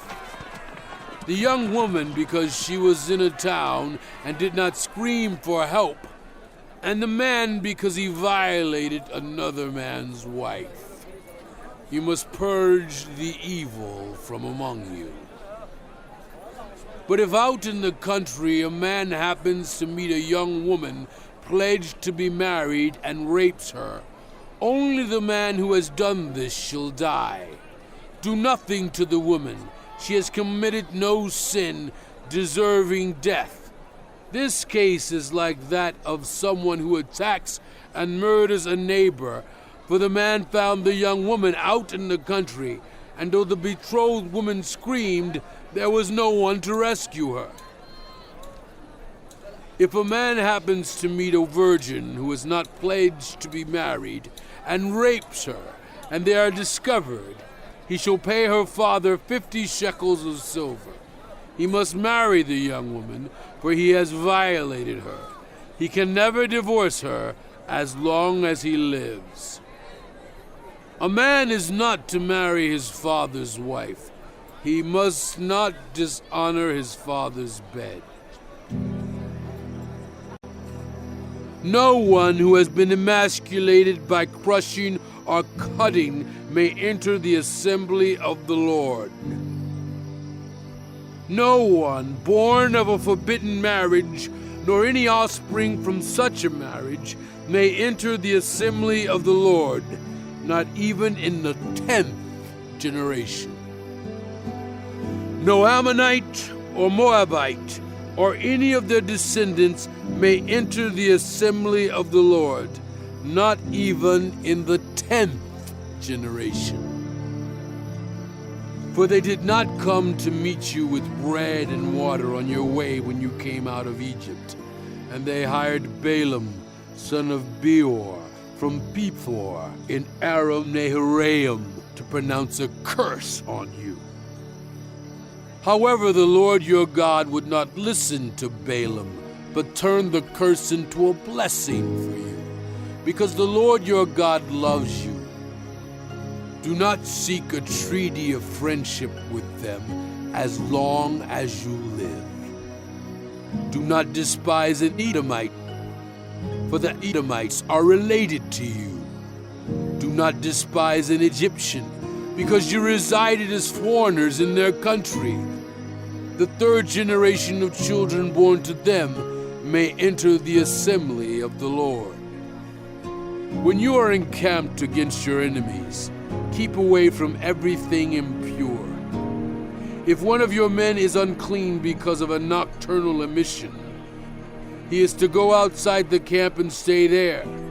But as evening approaches, he is to wash himself, and at sunset he may return to the camp. Designate a place outside the camp where you can go to relieve yourself.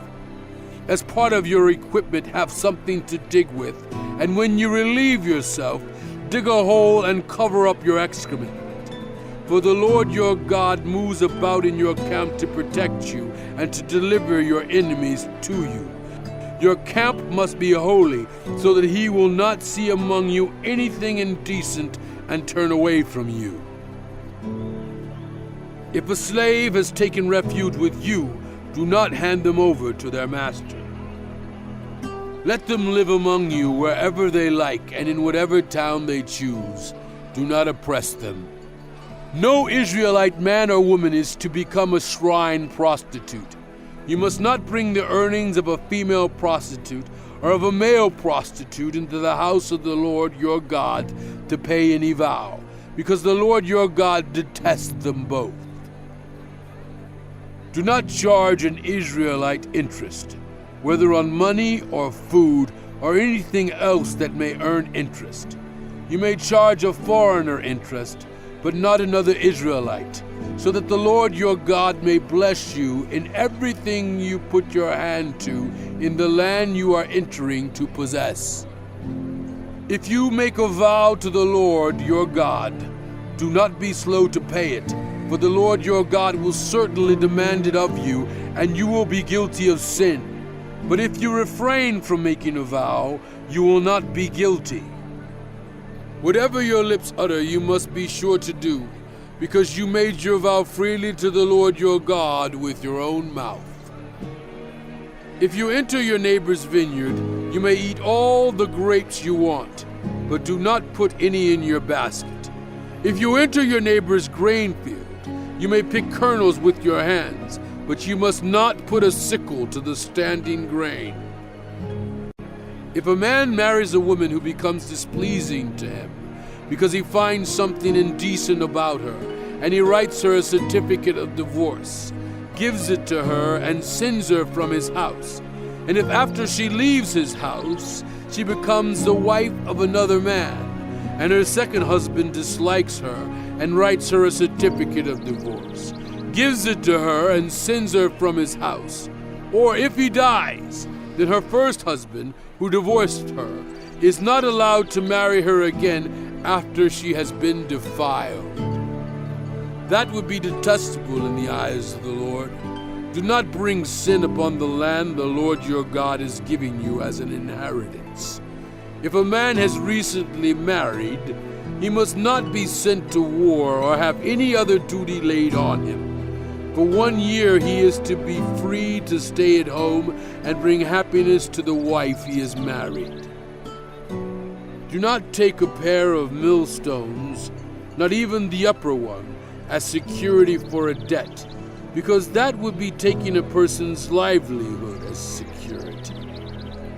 If someone is caught kidnapping another Israelite and treating or selling that Israelite as a slave, the kidnapper must die.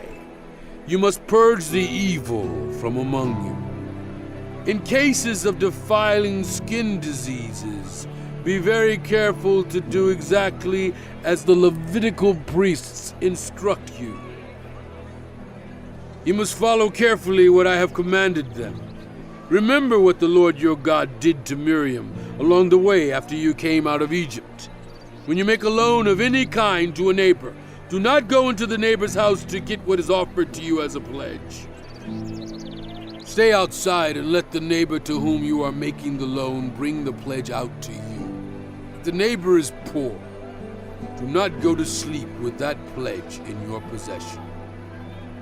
Return the cloak by sunset so that your neighbor may sleep in it. Then you will be thanked, and it will be regarded as a righteous act in the sight of the Lord your God. Do not take advantage of a hired worker who is poor and needy, whether that worker is an Israelite or is a foreigner residing in one of your towns. Pay them their wages each day before sunset, because they are poor and are counting on it. Otherwise, they may cry to the Lord against you, and you will be guilty of sin. Parents are not to be put to death for their children, nor children put to death for their parents. Each of you will die for your own sin.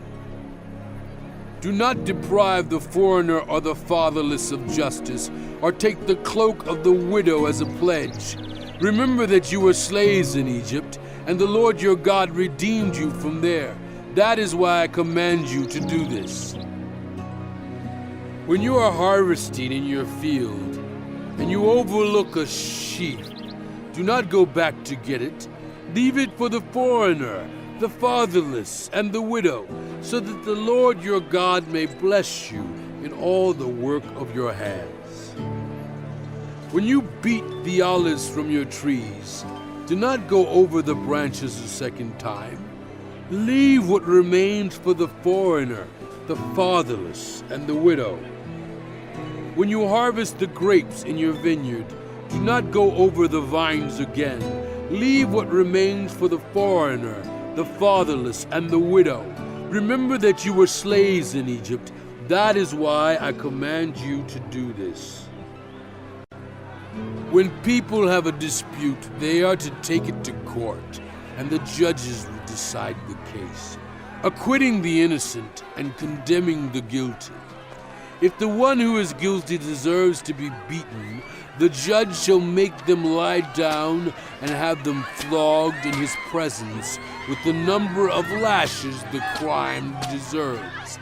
But the judge must not impose more than 40 lashes.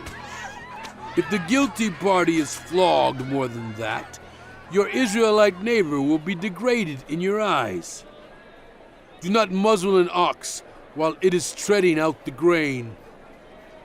If brothers are living together and one of them dies without a son, his widow must not marry outside the family. Her husband's brother shall take her and marry her and fulfill the duty of a brother-in-law to her. The first son she bears shall carry on the name of the dead brother, so that his name will not be blotted out from Israel. However, if a man does not want to marry his brother's wife, she shall go to the elders at the town gate and say, "My husband's brother refuses to carry on his brother's name in Israel. He will not fulfill the duty of a brother-in-law to me." Then the elders of his town shall summon him and talk to him. If he persists in saying, "I do not want to marry her," his brother's widow shall go up to him in the presence of the elders, take off one of his sandals, spit in his face, and say, "This is what is done to the man who will not build up his brother's family line. That man's line shall be known in Israel as the family of the unsandaled."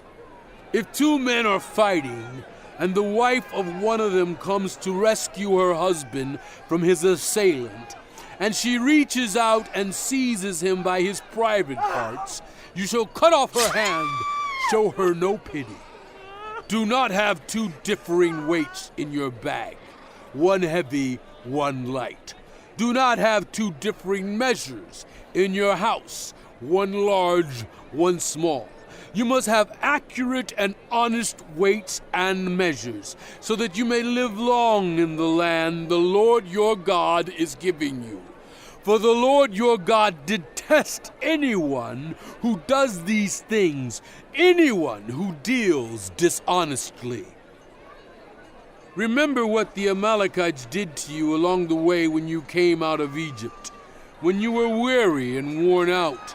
They met you on your journey and attacked all who were lagging behind. They had no fear of God.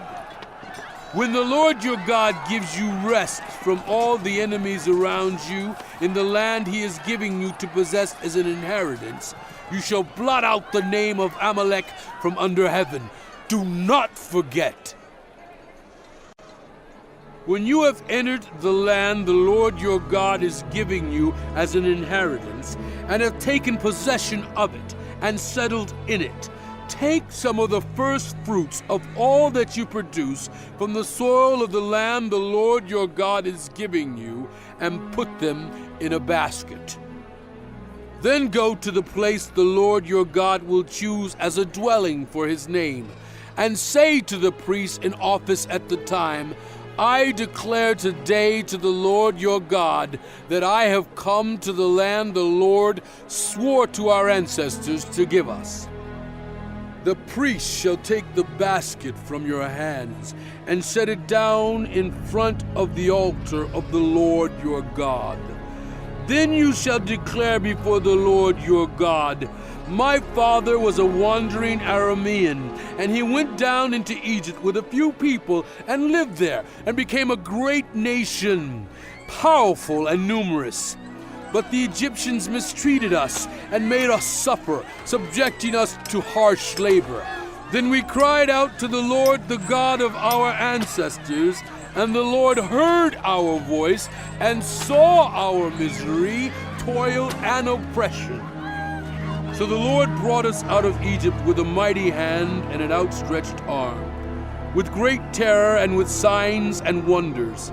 He brought us to this place and gave us this land, a land flowing with milk and honey.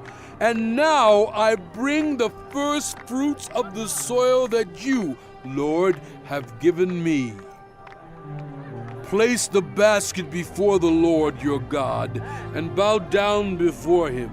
Then you and the Levites and the foreigners residing among you shall rejoice in all the good things the Lord your God has given to you and your household. When you have finished setting aside 1/10 of all your produce in the 3rd year, the year of the tithe, you shall give it to the Levite, the foreigner, the fatherless, and the widow, so that they may eat in your towns and be satisfied. Then say to the Lord your God, I have removed from my house the sacred portion and have given it to the Levite, the foreigner, the fatherless, and the widow, according to all you commanded. I have not turned aside from your commands, nor have I forgotten any of them. I have not eaten any of the sacred portion while I was in mourning, nor have I removed any of it while I was unclean, nor have I offered any of it to the dead. I have obeyed the Lord my God. I have done everything you commanded me. Look down from heaven, your holy dwelling place, and bless your people Israel and the land you have given us, as you promised on oath to our ancestors, a land flowing with milk and honey. The Lord your God commands you this day to follow these decrees and laws. Carefully observe them with all your heart and with all your soul. You have declared this day that the Lord is your God and that you will walk in obedience to him, that you will keep his decrees, commands, and laws, that you will listen to him. And the Lord has declared this day that you are his people, his treasured possession as he promised, and that you are to keep all his commands. He has declared that he will set you in praise, fame, and honor high above all the nations he has made, and that you will be a people holy to the Lord your God, as he promised. Moses and the elders of Israel commanded the people, Keep all these commands that I give you today. When you have crossed the Jordan into the land the Lord your God is giving you, set up some large stones and coat them with plaster. Write on them all the words of this law when you have crossed over to enter the land the Lord your God is giving you, a land flowing with milk and honey, just as the Lord, the God of your ancestors, promised you. And when you have crossed the Jordan, set up these stones on Mount Ebal, as I command you today, and coat them with plaster. Build there an altar to the Lord your God, an altar of stones. Do not use any iron tool on them. Build the altar of the Lord your God with field stones, and offer burnt offerings on it to the Lord your God. Sacrifice fellowship offerings there, eating them and rejoicing in the presence of the Lord your God. And you shall write very clearly all the words of this law on these stones you have set up. Then Moses and the Levitical priests said to all Israel, Be silent, Israel, and listen. You have now become the people of the Lord your God. Obey the Lord your God and follow his commands and decrees that I give you today. On the same day, Moses commanded the people, When you have crossed the Jordan, these tribes shall stand on Mount Gerizim to bless the people: Simeon, Levi, Judah, Issachar, Joseph, and Benjamin. And these tribes shall stand on Mount Ebal to pronounce curses: Reuben, Gad, Asher, Zebulun, Dan, and Naphtali. The Levites shall recite to all the people of Israel in a loud voice.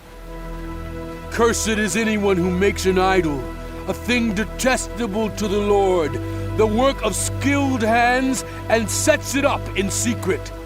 Then all the people shall say, Amen. Cursed is anyone who dishonors their father or mother. Then all the people shall say, Amen. Cursed is anyone who moves their neighbor's boundary stone. Then all the people shall say, Amen. Cursed is anyone who leads the blind astray on the road. Then all the people shall say, Amen. Cursed is anyone who withholds justice from the foreigner, the fatherless, or the widow. Then all the people shall say, Amen. Cursed is anyone who sleeps with his father's wife, for he dishonors his father's bed. Then all the people shall say, Amen. Cursed is anyone who has sexual relations with any animal. Then all the people shall say, Amen. Cursed is anyone who sleeps with his sister, the daughter of his father or the daughter of his mother. Then all the people shall say, Amen. Cursed is anyone who sleeps with his mother-in-law. Then all the people shall say, Amen. Cursed is anyone who kills their neighbor secretly. Then all the people shall say, Amen. Cursed is anyone who accepts a bribe to kill an innocent person. Then all the people shall say, Amen. Cursed is anyone who does not uphold the words of this law by carrying them out. Then all the people shall say, Amen. If you fully obey the Lord your God and carefully follow all his commands I give you today, The Lord your God will set you high above all the nations on earth. All these blessings will come on you and accompany you if you obey the Lord your God. You will be blessed in the city and blessed in the country. The fruit of your womb will be blessed, and the crops of your land, and the young of your livestock, the calves of your herds, and the lambs of your flocks. Your basket and your kneading trough will be blessed. You will be blessed when you come in and blessed when you go out. The Lord will grant that the enemies who rise up against you will be defeated before you. They will come at you from one direction, but flee from you in 7. The Lord will send a blessing on your barns and on everything you put your hand to. The Lord your God will bless you in the land he is giving you. The Lord will establish you as his holy people, as he promised you on oath, if you keep the commands of the Lord your God and walk in obedience to him. Then all the peoples on earth will see that you are called by the name of the Lord, and they will fear you. The Lord will grant you abundant prosperity in the fruit of your womb, the young of your livestock, and the crops of your ground in the land he swore to your ancestors to give you. The Lord will open the heavens, the storehouse of his bounty, to send rain on your land in season, and to bless all the work of your hands. You will lend to many nations, but will borrow from none. The Lord will make you the head, not the tail. If you pay attention to the commands of the Lord your God that I give you this day and carefully follow them, you will always be at the top, never at the bottom. Do not turn aside from any of the commands I give you today, to the right or to the left, following other gods and serving them. However, if you do not obey the Lord your God, and do not carefully follow all his commands and decrees I am giving you today, all these curses will come on you and overtake you. You will be cursed in the city and cursed in the country. Your basket and your kneading trough will be cursed. The fruit of your womb will be cursed, and the crops of your land, and the calves of your herds, and the lambs of your flocks. You will be cursed when you come in, and cursed when you go out. The Lord will send on you curses, confusion, and rebuke in everything you put your hand to, until you are destroyed and come to sudden ruin because of the evil you have done in forsaking him. The Lord will plague you with diseases until he has destroyed you from the land you are entering to possess.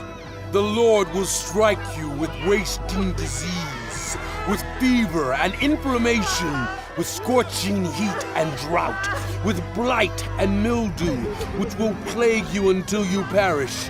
The sky over your head will be bronze, the ground beneath you iron. The Lord will turn the rain of your country into dust and powder. It will come down from the skies until you are destroyed. The Lord will cause you to be defeated before your enemies. You will come at them from one direction, but flee from them in 7, and you will become a thing of horror to all the kingdoms on earth. Your carcasses will be food for all the birds and the wild animals, and there will be no one to frighten them away. The Lord will afflict you with the boils of Egypt, and with tumors, festering sores, and the itch from which you cannot be cured. The Lord will afflict you with madness, blindness, and confusion of mind. At midday you will grope about like a blind person in the dark. You will be unsuccessful in everything you do. Day after day, you will be oppressed and robbed with no one to rescue you. You will be pledged to be married to a woman, but another will take her and ravish her. You will build a house, but you will not live in it. You will plant a vineyard, but you will not even begin to enjoy its fruit. Your ox will be slaughtered before your eyes, but you will eat none of it. Your donkey will be forcibly taken from you and will not be returned. Your sheep will be given to your enemies, and no one will rescue them. Your sons and daughters will be given to another nation, and you will wear out your eyes, watching for them day after day, powerless to lift a hand. A people that you do not know will eat what your land and labor produce, and you will have nothing but cruel oppression all your days. The sight you see will drive you mad. The Lord will afflict your knees and legs with painful boils that cannot be cured, spreading from the soles of your feet to the top of your head. The Lord will drive you and the king you set over you to a nation unknown to you or your ancestors. There you will worship other gods, gods of wood and stone. You will become a thing of horror, a byword, and an object of ridicule among all the peoples where the Lord will drive you. You will sow much seed in the field, but you will harvest little, because locusts will devour it. You will plant vineyards and cultivate them, but you will not drink the wine or gather the grapes, because worms will eat them. You will have olive trees throughout your country, but you will not use the oil, because the olives will drop off. You will have sons and daughters, but you will not keep them, because they will go into captivity. Swarms of locusts will take over all your trees and the crops of your land. The foreigners who reside among you will rise above you higher and higher, but you will sink lower and lower. They will lend to you, but you will not lend to them. They will be the head, but you will be the tail. All these curses will come on you. They will pursue you and overtake you until you are destroyed, because you did not obey the Lord your God and observe the commands and decrees he gave you. They will be a sign and a wonder to you and your descendants forever, because you did not serve the Lord your God joyfully and gladly in the time of prosperity. Therefore, in hunger and thirst, in nakedness and dire poverty, you will serve the enemies the Lord sends against you.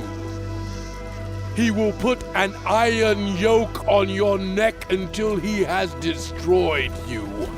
The Lord will bring a nation against you from far away, from the ends of the earth, like an eagle swooping down, a nation whose language you will not understand, a fierce-looking nation without respect for the old or pity for the young. They will devour the young of your livestock and the crops of your land until you are destroyed. They will leave you no grain, new wine or olive oil, nor any calves of your herds or lambs of your flocks, until you are ruined. They will lay siege to all the cities throughout your land until the high fortified walls in which you trust fall down. They will besiege all the cities throughout the land the Lord your God is giving you. Because of the suffering that your enemy will inflict on you during the siege, you will eat the fruit of the womb, the flesh of the sons and daughters the Lord your God has given you. Even the most gentle and sensitive man among you will have no compassion on his own brother or the wife he loves or his surviving children, and he will not give to one of them any of the flesh of his children that he is eating. It will be all he has left because of the suffering your enemy will inflict on you during the siege of all your cities. The most gentle and sensitive woman among you, so sensitive and gentle that she would not venture to touch the ground with the sole of her foot, will begrudge the husband she loves and her own son or daughter, the afterbirth from her womb and the children she bears. For in her dire need she intends to eat them secretly because of the suffering your enemy will inflict on you during the siege of your cities. If you do not carefully follow all the words of this law which are written in this book, and do not revere this glorious and awesome name, the Lord your God, the Lord will send fearful plagues on you and your descendants, harsh and prolonged disasters, and severe and lingering illnesses. He will bring on you all the diseases of Egypt that you dreaded, and they will cling to you. The Lord will also bring on you every kind of sickness and disaster not recorded in this book of the law until you are destroyed. You, who were as numerous as the stars in the sky, will be left but few in number because you did not obey the Lord your God. Just as it pleased the Lord to make you prosper and increase in number, so it will please him to ruin and destroy you. You will be uprooted from the land you are entering to possess. Then the Lord will scatter you among all nations, from one end of the earth to the other. There you will worship other gods, gods of wood and stone, which neither you nor your ancestors have known. Among those nations you will find no repose, no resting place for the sole of your foot. There the Lord will give you an anxious mind, eyes weary with longing, and a despairing heart. You will live in constant suspense, filled with dread both night and day, never sure of your life. In the morning you will say, "If only it were evening," and in the evening, "If only it were morning," because of the terror that will fill your hearts and the sights that your eyes will see. The Lord will send you back in ships to Egypt, on a journey I said you should never make again. There you will offer yourselves for sale to your enemies as male and female slaves, but no one will buy you. These are the terms of the covenant the Lord commanded Moses to make with the Israelites in Moab, in addition to the covenant he had made with them at Horeb. Moses summoned all the Israelites and said to them, Your eyes have seen all that the Lord did in Egypt to Pharaoh, to all his officials, and to all his land. With your own eyes you saw those great trials, those signs and great wonders. But to this day the Lord has not given you a mind that understands, or eyes that see, or ears that hear. During the 40 years that I led you through the wilderness, your clothes did not wear out, nor did the sandals on your feet. You ate no bread and drank no wine or other fermented drink. I did this so that you might know that I am the Lord your God. When you reach this place, Sihon, king of Heshbon, and Og, king of Bashan, came out to fight against us, but we defeated them. We took their land and gave it as an inheritance to the Reubenites, the Gadites, and the half-tribe of Manasseh. Carefully follow the terms of this covenant so that you may prosper in everything you do.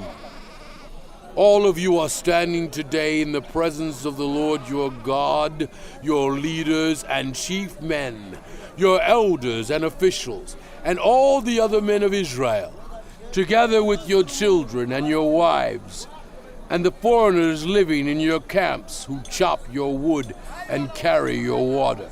You are standing here in order to enter into a covenant with the Lord your God. a covenant the Lord is making with you this day and sealing with an oath, to confirm you this day as his people, that he may be your God as he promised you and as he swore to your fathers, Abraham, Isaac, and Jacob.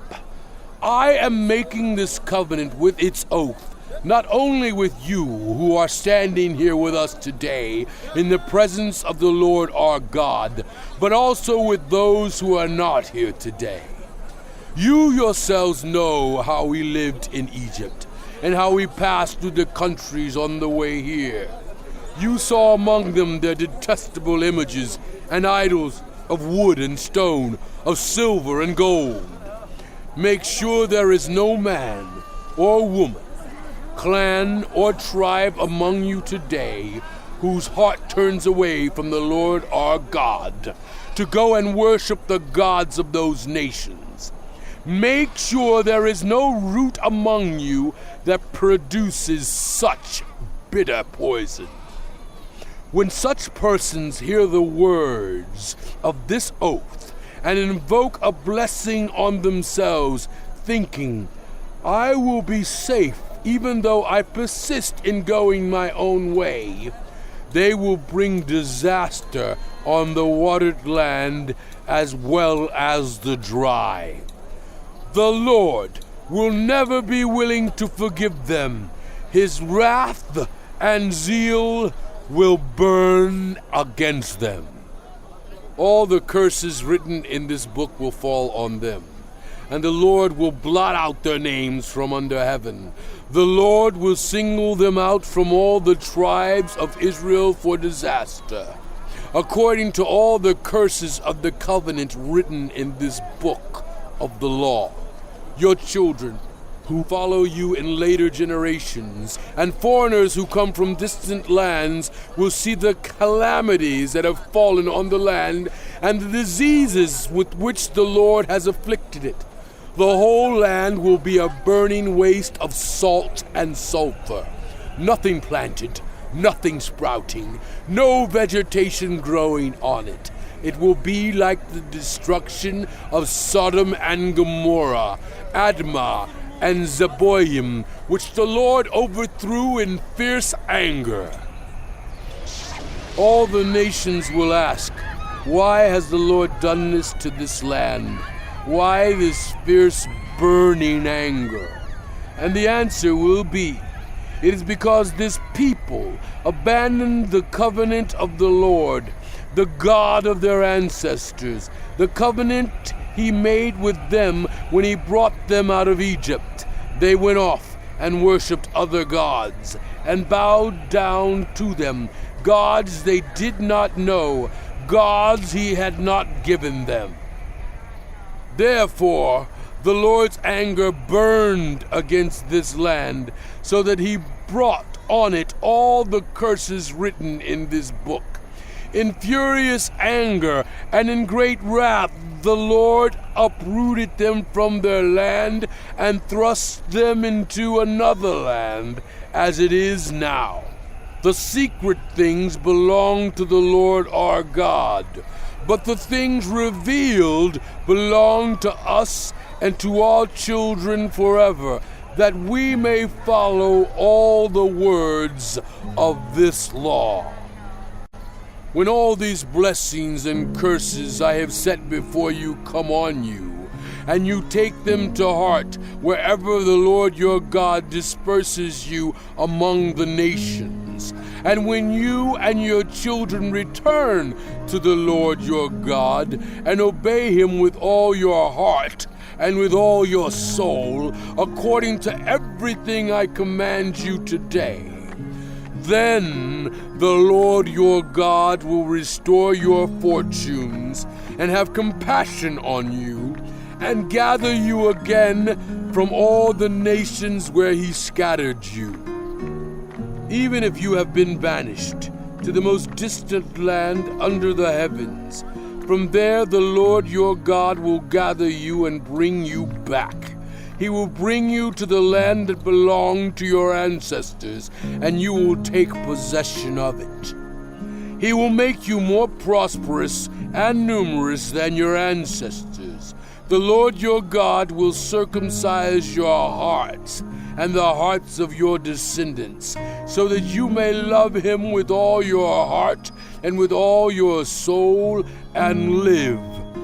The Lord your God will put all these curses on your enemies who hate and persecute you. You will again obey the Lord and follow all his commands I am giving you today.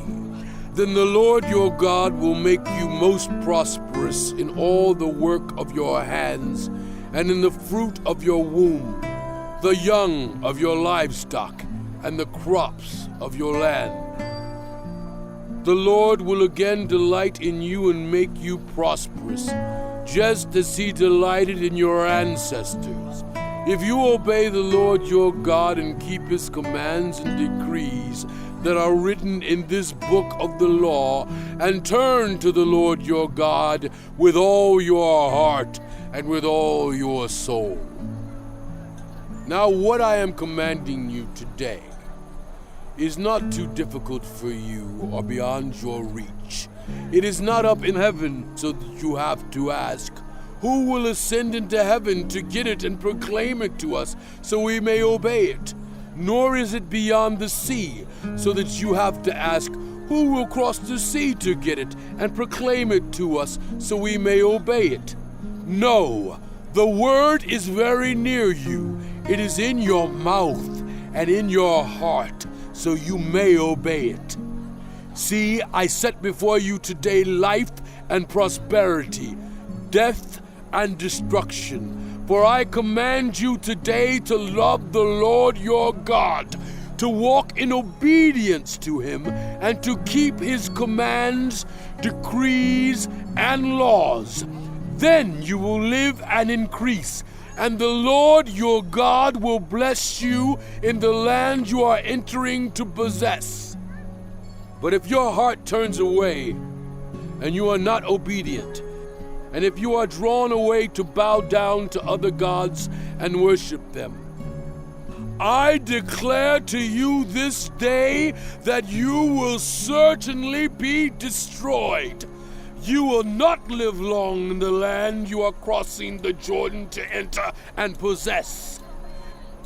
This day I call the heavens and the earth as witnesses against you, that I have set before you life and death, blessings and curses. Now choose life, so that you and your children may live, and that you may love the Lord your God. Listen to his voice and hold fast to him. For the Lord is your life, and he will give you many years in the land he swore to give to your fathers, Abraham, Isaac, and Jacob.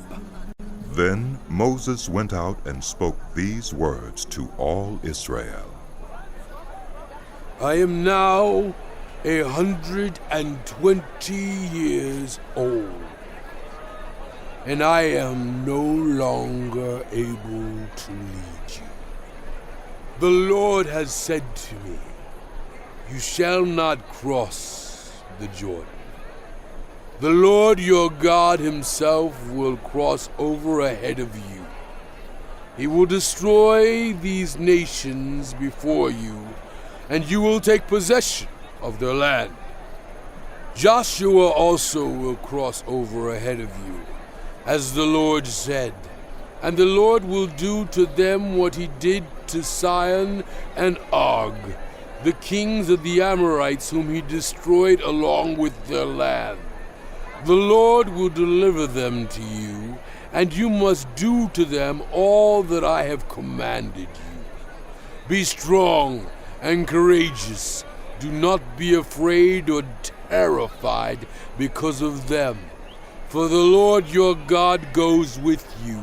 He will never leave you nor forsake you.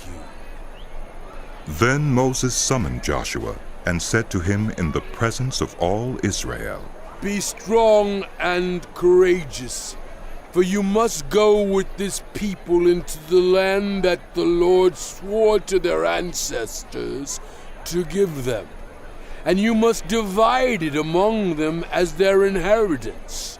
The Lord himself goes before you and will be with you. He will never leave you nor forsake you. Do not be afraid. Do not be discouraged. So Moses wrote down this law and gave it to the priests, the sons of Levi, who carried the ark of the covenant of the Lord, and to all the elders of Israel. Then Moses commanded them, At the end of every 7 years, in the year for canceling debts, during the festival of tabernacles, when all Israel comes to appear before the Lord your God at the place he will choose, you shall read this law before them in their hearing. Assemble the people, men, women, and children, and the foreigners residing in your towns, so they can listen and learn to fear the Lord your God and follow carefully all the words of this law. Their children who do not know this law must hear it and learn to fear the Lord your God as long as you live in the land you are crossing the Jordan to possess. The Lord said to Moses, Now the day of your death is near. Call Joshua and present yourselves at the tent of meeting, where I will commission him. So Moses and Joshua came and presented themselves at the tent of meeting. Then the Lord appeared at the tent in a pillar of cloud, and the cloud stood over the entrance to the tent. And the Lord said to Moses, You are going to rest with your ancestors, and these people will soon prostitute themselves to the foreign gods of the land they are entering. They will forsake me and break the covenant I made with them, and in that day I will become angry with them and forsake them. I will hide my face from them, and they will be destroyed. Many disasters and calamities will come on them, and in that day they will ask, Have not these disasters come on us because our God is not with us? And I will certainly hide my face in that day because of all their wickedness in turning to other gods. Now write down this song and teach it to the Israelites and have them sing it, so that it may be a witness for me against them. When I have brought them into the land flowing with milk and honey, the land I promised on oath to their ancestors, and when they eat their fill and thrive, they will turn to other gods and worship them, rejecting me and breaking my covenant. And when many disasters and calamities come on them, this song will testify against them, because it will not be forgotten by their descendants. I know what they are disposed to do. Even before I bring them into the land I promised them on oath. So Moses wrote down this song that day and taught it to the Israelites. The Lord gave this command to Joshua, son of Nun. Be strong and courageous, for you will bring the Israelites into the land I promised them on oath, and I myself will be with you. After Moses finished writing in a book the words of this law from beginning to end, he gave this command to the Levites who carried the ark of the covenant of the Lord. Take this book of the law and place it beside the ark of the covenant of the Lord your God. There it will remain as a witness against you, for I know how rebellious and stiff-necked you are. If you have been rebellious against the Lord while I am still alive and with you, how much more will you rebel after I die? Assemble before me all the elders of your tribes and all your officials, so that I can speak these words in their hearing, and call the heavens and the earth to testify against them. For I know that after my death you are sure to become utterly corrupt, and to turn from the way I have commanded you. In days to come, disaster will fall on you, because you will do evil in the sight of the Lord, and arouse his anger by what your hands have made. And Moses recited the words of this song from beginning to end in the hearing of the whole assembly of Israel. Listen, you heavens, and I will speak. Hear, you earth, the words of my mouth. Let my teaching fall like rain, and my words descend like dew, like showers on new grass, like abundant rain on tender plants. I will proclaim the name of the Lord. Oh, praise the greatness of our God. He is the rock. His works are perfect, and all his ways are just. A faithful God who does no wrong, upright and just is he. They are corrupt and not his children. To their shame they are a warped and crooked generation. Is this the way you repay the Lord, you foolish and unwise people? Is he not your Father, your Creator, who made you and formed you? Remember the days of old. Consider the generations long past. Ask your father and he will tell you, your elders and they will explain to you. When the Most High gave the nations their inheritance, when he divided all the human race, he set up boundaries for the peoples according to the number of the sons of Israel. For the Lord's portion is his people, Jacob his allotted inheritance. In a desert land he found him, in a barren and howling waste. He shielded him and cared for him. He guarded him as the apple of his eye, like an eagle that stirs up its nest and hovers over its young, that spreads its wings to catch them and carries them aloft.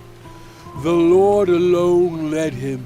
No foreign god was with him.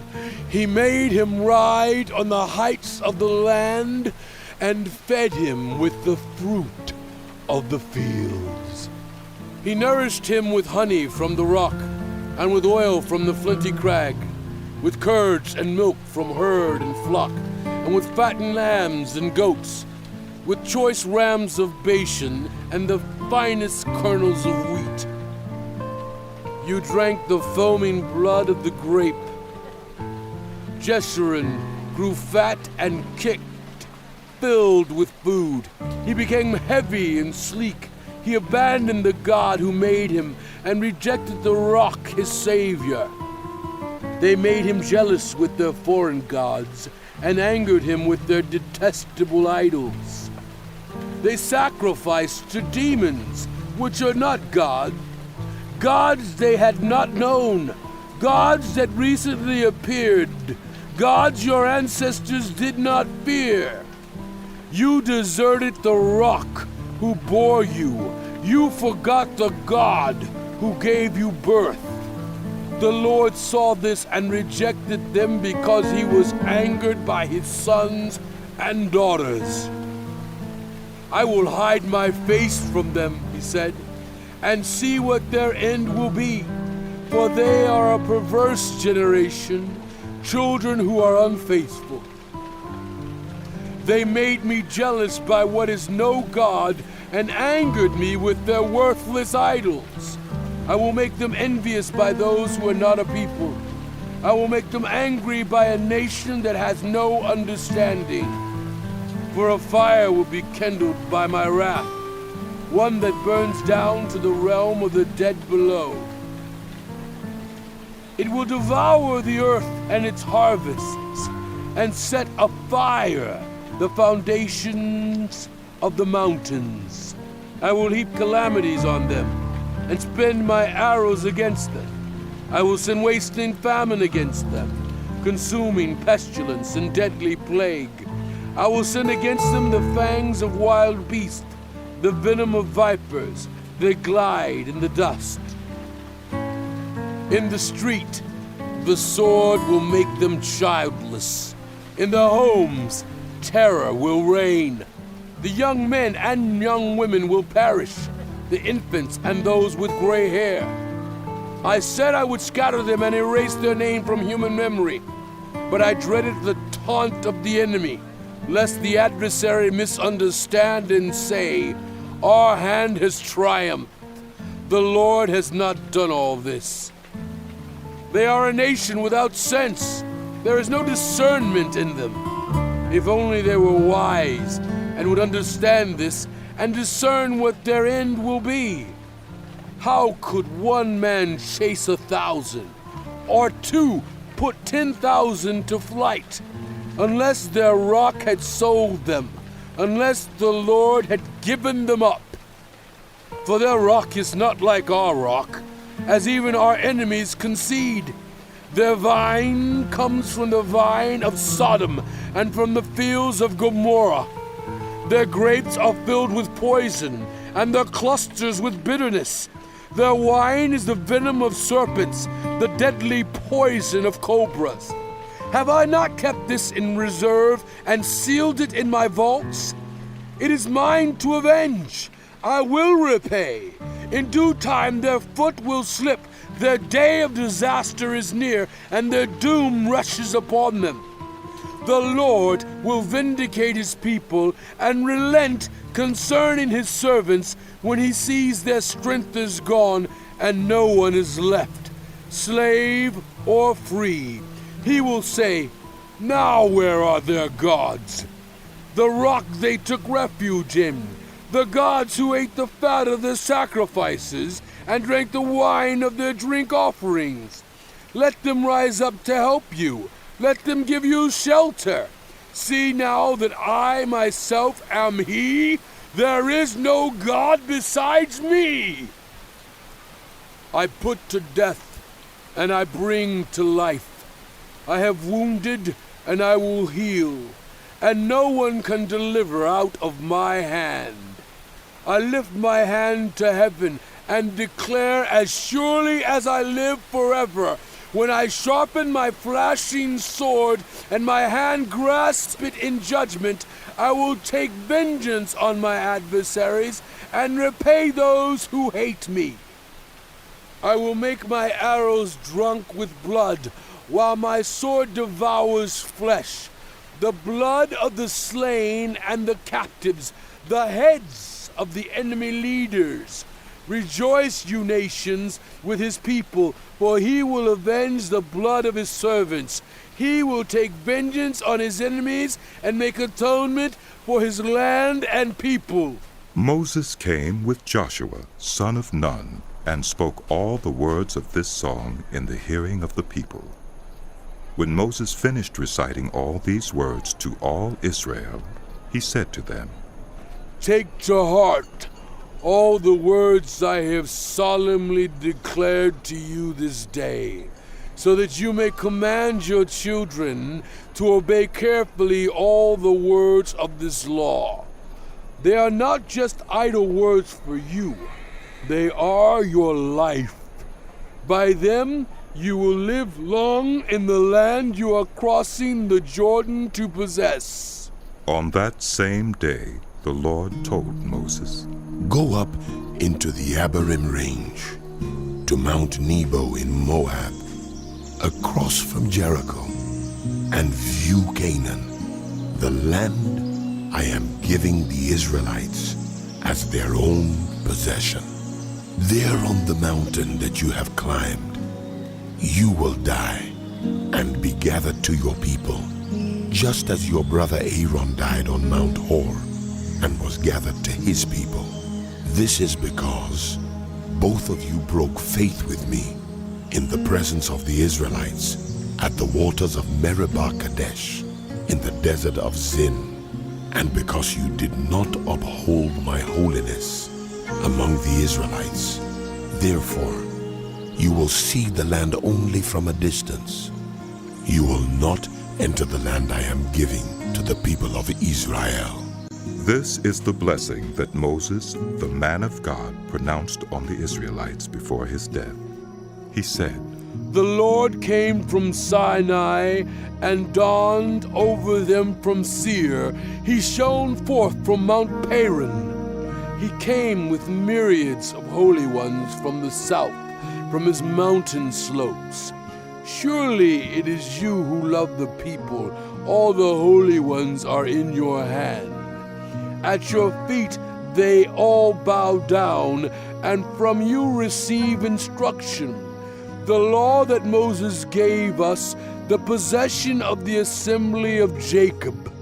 He was king over Jeshurun when the leaders of the people assembled along with the tribes of Israel. Let Reuben live and not die, nor his people be few. and this he said about Judah.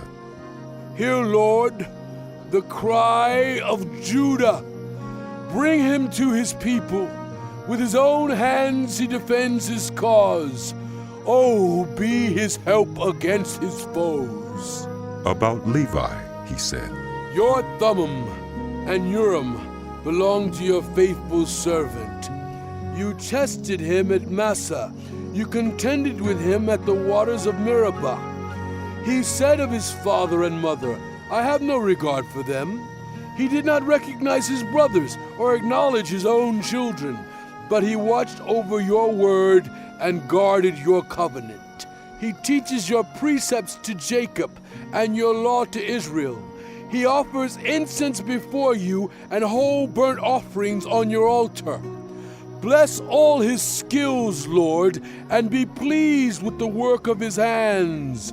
Strike down those who rise against him, his foes till they rise no more. About Benjamin he said, Let the beloved of the Lord rest secure in him, for he shields him all day long, and the one the Lord loves rests between his shoulders. About Joseph he said, May the Lord bless his land with the precious dew from heaven above, and with the deep waters that lie below. With the best the sun brings forth, and the finest the moon can yield. With the choicest gifts of the ancient mountains, and the fruitfulness of the everlasting hills. With the best gifts of the earth, and its fullness, and the favor of him who dwelt in the burning bush. Let all these rest on the head of Joseph, on the brow of the prince among his brothers. In majesty he is like a firstborn bull. His horns are the horns of a wild ox. With them he will gore the nations, even those at the ends of the earth. Such are the 10,000s of Ephraim, such are the thousands of Manasseh. About Zebulun he said, Rejoice, Zebulun, in your going out, and you, Issachar, in your tents. They will summon peoples to the mountain, and there offer the sacrifices of the righteous. They will feast on the abundance of the seas, on the treasures hidden in the sand. About Gad he said, Blessed is he who enlarges Gad's domain. Gad lives there like a lion, tearing at arm or head. He chose the best land for himself. The leader's portion was kept for him. When the heads of the people assembled, he carried out the Lord's righteous will and his judgments concerning Israel. About Dan he said, Dan is a lion's cub, springing out of Bashan. About Naphtali he said, Naphtali is abounding with the favor of the Lord, and is full of his blessing. He will inherit southward to the lake. About Asher he said, Most blessed of sons is Asher. Let him be favored by his brothers, and let him bathe his feet in oil. The bolts of your gates will be iron and bronze, and your strength will equal your days. There is no one like the God of Jeshurun, who rides on the heavens to help you, and on the clouds in his majesty. The eternal God is your refuge, and underneath are the everlasting arms. He will drive out your enemies before you, saying, "Destroy them." So Israel will live in safety. Jacob will dwell secure in a land of grain and new wine, where the heavens drop dew. Blessed are you, Israel, who is like you, a people saved by the Lord. He is your shield and helper, and your glorious sword. Your enemies will cower before you, and you will tread on their heights. Then Moses climbed Mount Nebo from the plains of Moab to the top of Pisgah across from Jericho. There the Lord showed him the whole land, from Gilead to Dan, all of Naphtali, the territory of Ephraim and Manasseh, all the land of Judah as far as the Mediterranean Sea, the Negev and the whole region from the valley of Jericho, the city of palms, as far as Zoar. Then the Lord said to him, This is the land I promised on oath to Abraham, Isaac, and Jacob when I said, I will give it to your descendants. I have let you see it with your eyes, but you will not cross over into it. And Moses, the servant of the Lord, died there in Moab, as the Lord had said. He buried him in Moab in the valley opposite Beth Peor, but to this day no one knows where his grave is. Moses was 120 years old when he died, yet his eyes were not weak, nor his strength gone. The Israelites grieved for Moses in the plains of Moab 30 days, until the time of weeping and mourning was over. Now Joshua, son of Nun, was filled with the spirit of wisdom, because Moses had laid his hands on him. So the Israelites listened to him and did what the Lord had commanded Moses. Since then, no prophet has risen in Israel like Moses, whom the Lord knew face to face, who did all those signs and wonders the Lord sent him to do in Egypt, to Pharaoh and to all his officials and to his whole land. For no one has ever shown the mighty power or performed the awesome deeds that Moses did in the sight of all Israel.